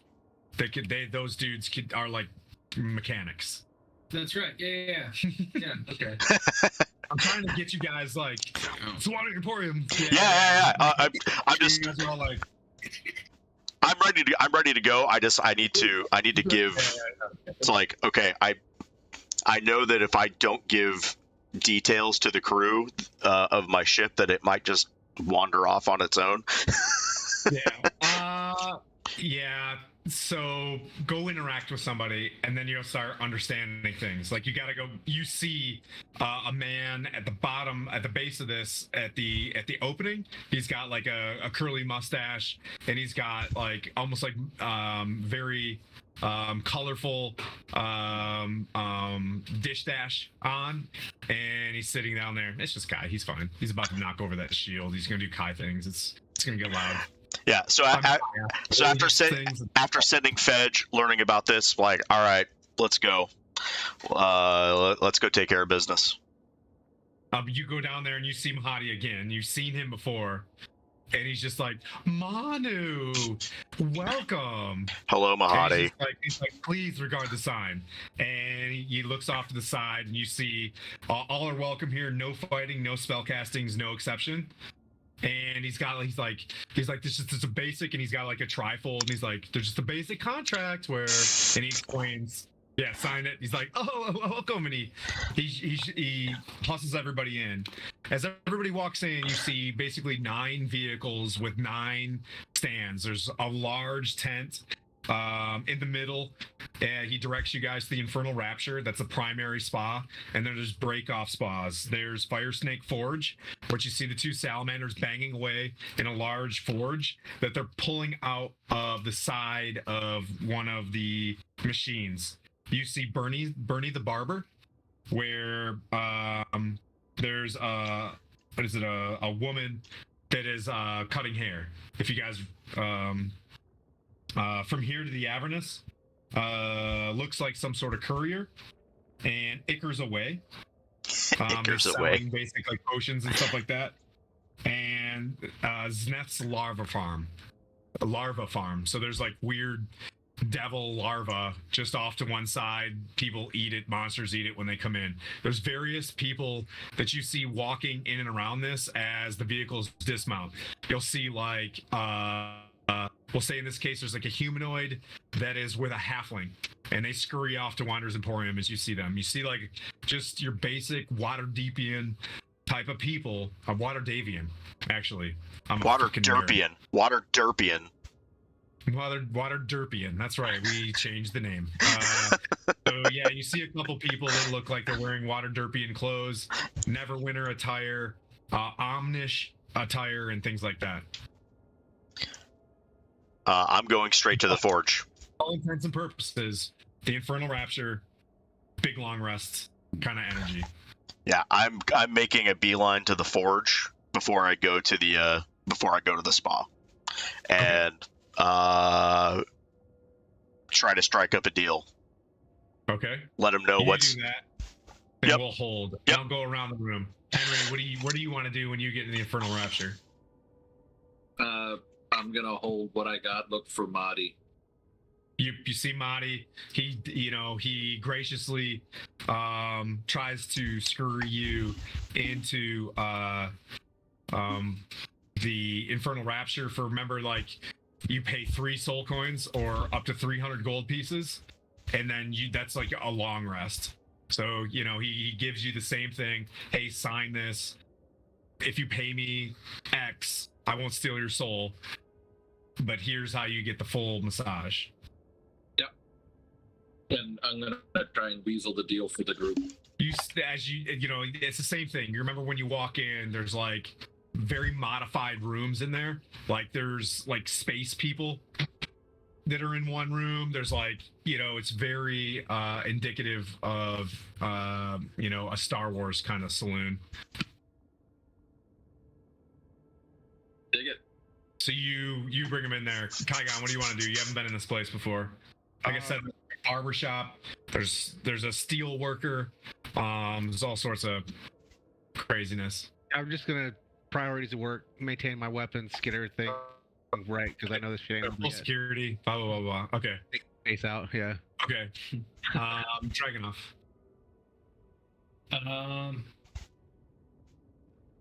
Yeah, about the same. I don't have any gold or soul coins to do a long rest.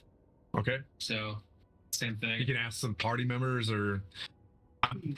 Yeah. I feel like. Manu has all of our gold, right? Yeah. Treasure. I also have a metric fuck ton of soul coins. Oh, that's right. So, Manu, is there any way that you could I could earn one of those soul coins from you for a long rest? Is it just maybe we could get like a party deal? Oh, we gotta pay for the long rest? Is that what's going on here? Yeah. Thanks. Yeah, I mean, you're definitely dealing with a devil. This just ain't gonna be free. You said 300 gold? Yeah. 300. Yeah, it's like, 100. Give you 24 temporary hit points after I have this long rest if you pay for me. I found the either Henry or Monty were both of them work together, and between the two of them, like between cash and soul coins, negotiate our group discount. That way, everybody gets a long rest. Right. Yeah, I've got like I've got like 17 soul coins. So you guys strike up a deal. All right. So I have, because of the book, I have advantage on persuade. And a high persuade anyway, but can I try to barter with her to get a buy one get one half off? Mahadi, yeah. I mean, yeah, is Mahadi sitting there? Do you guys want to go all into the Infernal Rapture? I'm trying to get to a point where the role play kind of begins, but it's kind of dispersed. We need to find a haberdasher. Yeah, just know that I have a lot of soul coins, so whatever deal you strike, I could probably make it happen. Okay. How many soul coins do you have? Like 7. 1, 2, 3, 4, 5, 6, 7, Well, enough 8. for the whole party. We were trying to save. Yeah. Your ship died. We'll say for a long rest and returning customers, he's like, he brings you guys in, he sits you down. Huh? Bogo? I'm sorry. Undurfed? I won't get one? Oh, okay. He's like, Bogo, I'm sorry. Is that from Cormier? I'm not sure. So brings you guys in, and yep, he'll reduce it down to 1 soul coin or 100 gold pieces for a long rest. He lets you know that I've learned different things since you guys have been gone. Of course I can cast resurrection. We've got various magic items that for purchase. And if anybody would like to learn our new feature of tiefling transformation, we can do that for the cost of 2 soul coins. I'll toss him 4 soul coins. I'll toss Mahati. It's like, Mahati, here's 4 soul coins and 400 gold for everybody. And we'll just make it around the whole party. So make it dip into, we'll say 10, so that everybody. Well, you said 1 soul coin or 100 gold, right? Yep. So I'm tossing him 4 soul coins. Yep. And Don't forget Connor. 600 gold. Oh, okay. Yep, he takes it and he's like, oh, this is too much, but he still takes it. You know what I mean? He's like, oh, no. Oh, and he hands you guys the food, and you begin to. There are rooms where you can go into a demiplane and fully rest, and he makes sure that with his imps and various devils that have a Geese spell, they look same. They bring you in and rest you. Like, there seems to be a holy place for clerics and stuff like that to go to. But once the tent curtains close, it seems like hell where you're at. But you guys are able to begin. We'll say, do you guys all want to take your long rest and then take it from there? Yeah, aside from talking at the forge, we'll go from there. You take Like long bleeding rest. everywhere still. Everybody does that. And just remember, there's the various cast of characters in this place, so I don't want you guys to lose that. And then Manu, you were given, a not necessarily a quest, but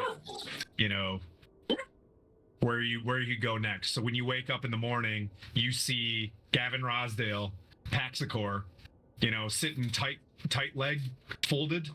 You know what I mean? Where you can do where the businessman fold leg. Yep. He's sitting there and he's sipping some infernal espresso, just kind of chilling in the morning.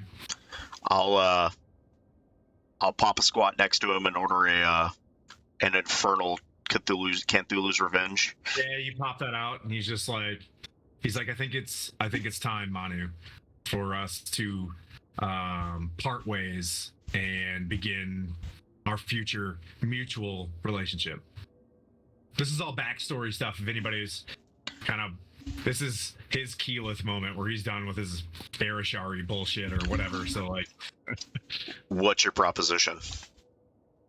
That's it. Just commit yourself to me once more, and and he asks you to step into one of those private rooms. You can bring anybody that you want with you to go into a demiplane where it can't be heard. Yep. You go into that room that's like space, right? You see space like everywhere around you, and there's like a table that you can't really see. And he basically lays out that seems like a good opportunity to get into Bell's Forge and reclaim that property and its equipment for our business. I agree. I hate that MFer. I was pissed. I was this close. He's like, the only thing you have to do is convince the rest of this party, because it's going to be dangerous. And you'll lose. He's like, I can't risk bringing the Wander Emporium again. So it'll be this, and then you'd be off to your destiny. Deal. It's like, okay. And he walks out, walks out of this place, and he's like, "I think this will be the last time we meet, old friend." And he shakes your hand. It's good to he's see you, like, Gavin. The next time you meet me is when you gain my last boon. Fair enough. Fair enough, sir. So I just like, cool. Chink. I give him the Manu wink. Nice. Did you just blink? And he winks back at you and leaves because he's wearing an eye patch. So, anyways, so this is the oldest joke in our campaign. Anyways, so he leaves. Yeah. So that's that. As everybody wakes up, It's the same thing. We're like, yeah. Boom, boom, boom, boom. Like the music when you're outside, and Mahadi's always there in the center, just like very, welcoming and whatever you need. He can make anything happen. You guys all come out fully rested as a long rest, 0 exhaustion, like ready to rock. But the next day program happens again, but it is still. We were going to say that it is day 3 and the pressure is on in terms of exhaustion. Everybody had a new dawn. Everybody has a new dawn. When you went into the demiplane, if you were there to look, yep, it is the next day. But game is on as soon as you leave here. Yeah.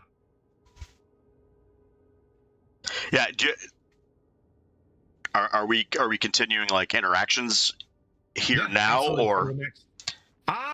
or do we want to? Why don't we? Yeah, since I've lost all my role-playing voice acting skills, why don't we pick up next time at? Wait, everyone's saying, hold on. We're doing the spell scrub. At the next dawn? I still need new underwear. Oh, your 10 pit points and stuff?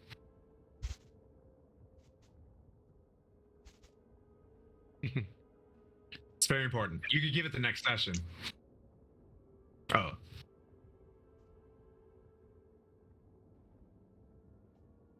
Everybody's kind of just standing there like... Just so you know, we do have an Epione moment like this every session.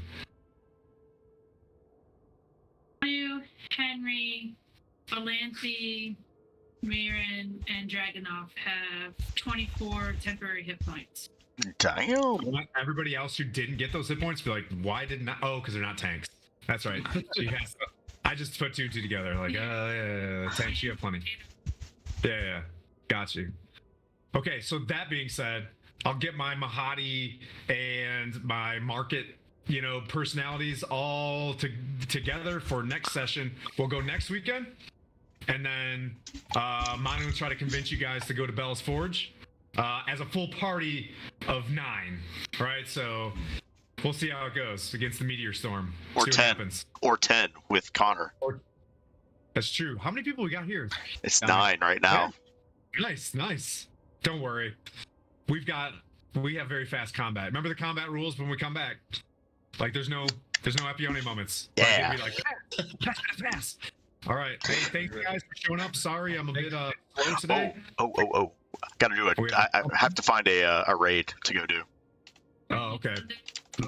Sorry, I was gone for a couple weeks, busy last week, so I'll have some time this week to set up, and then we'll fight on this next map here that you guys see in front of you, or we won't.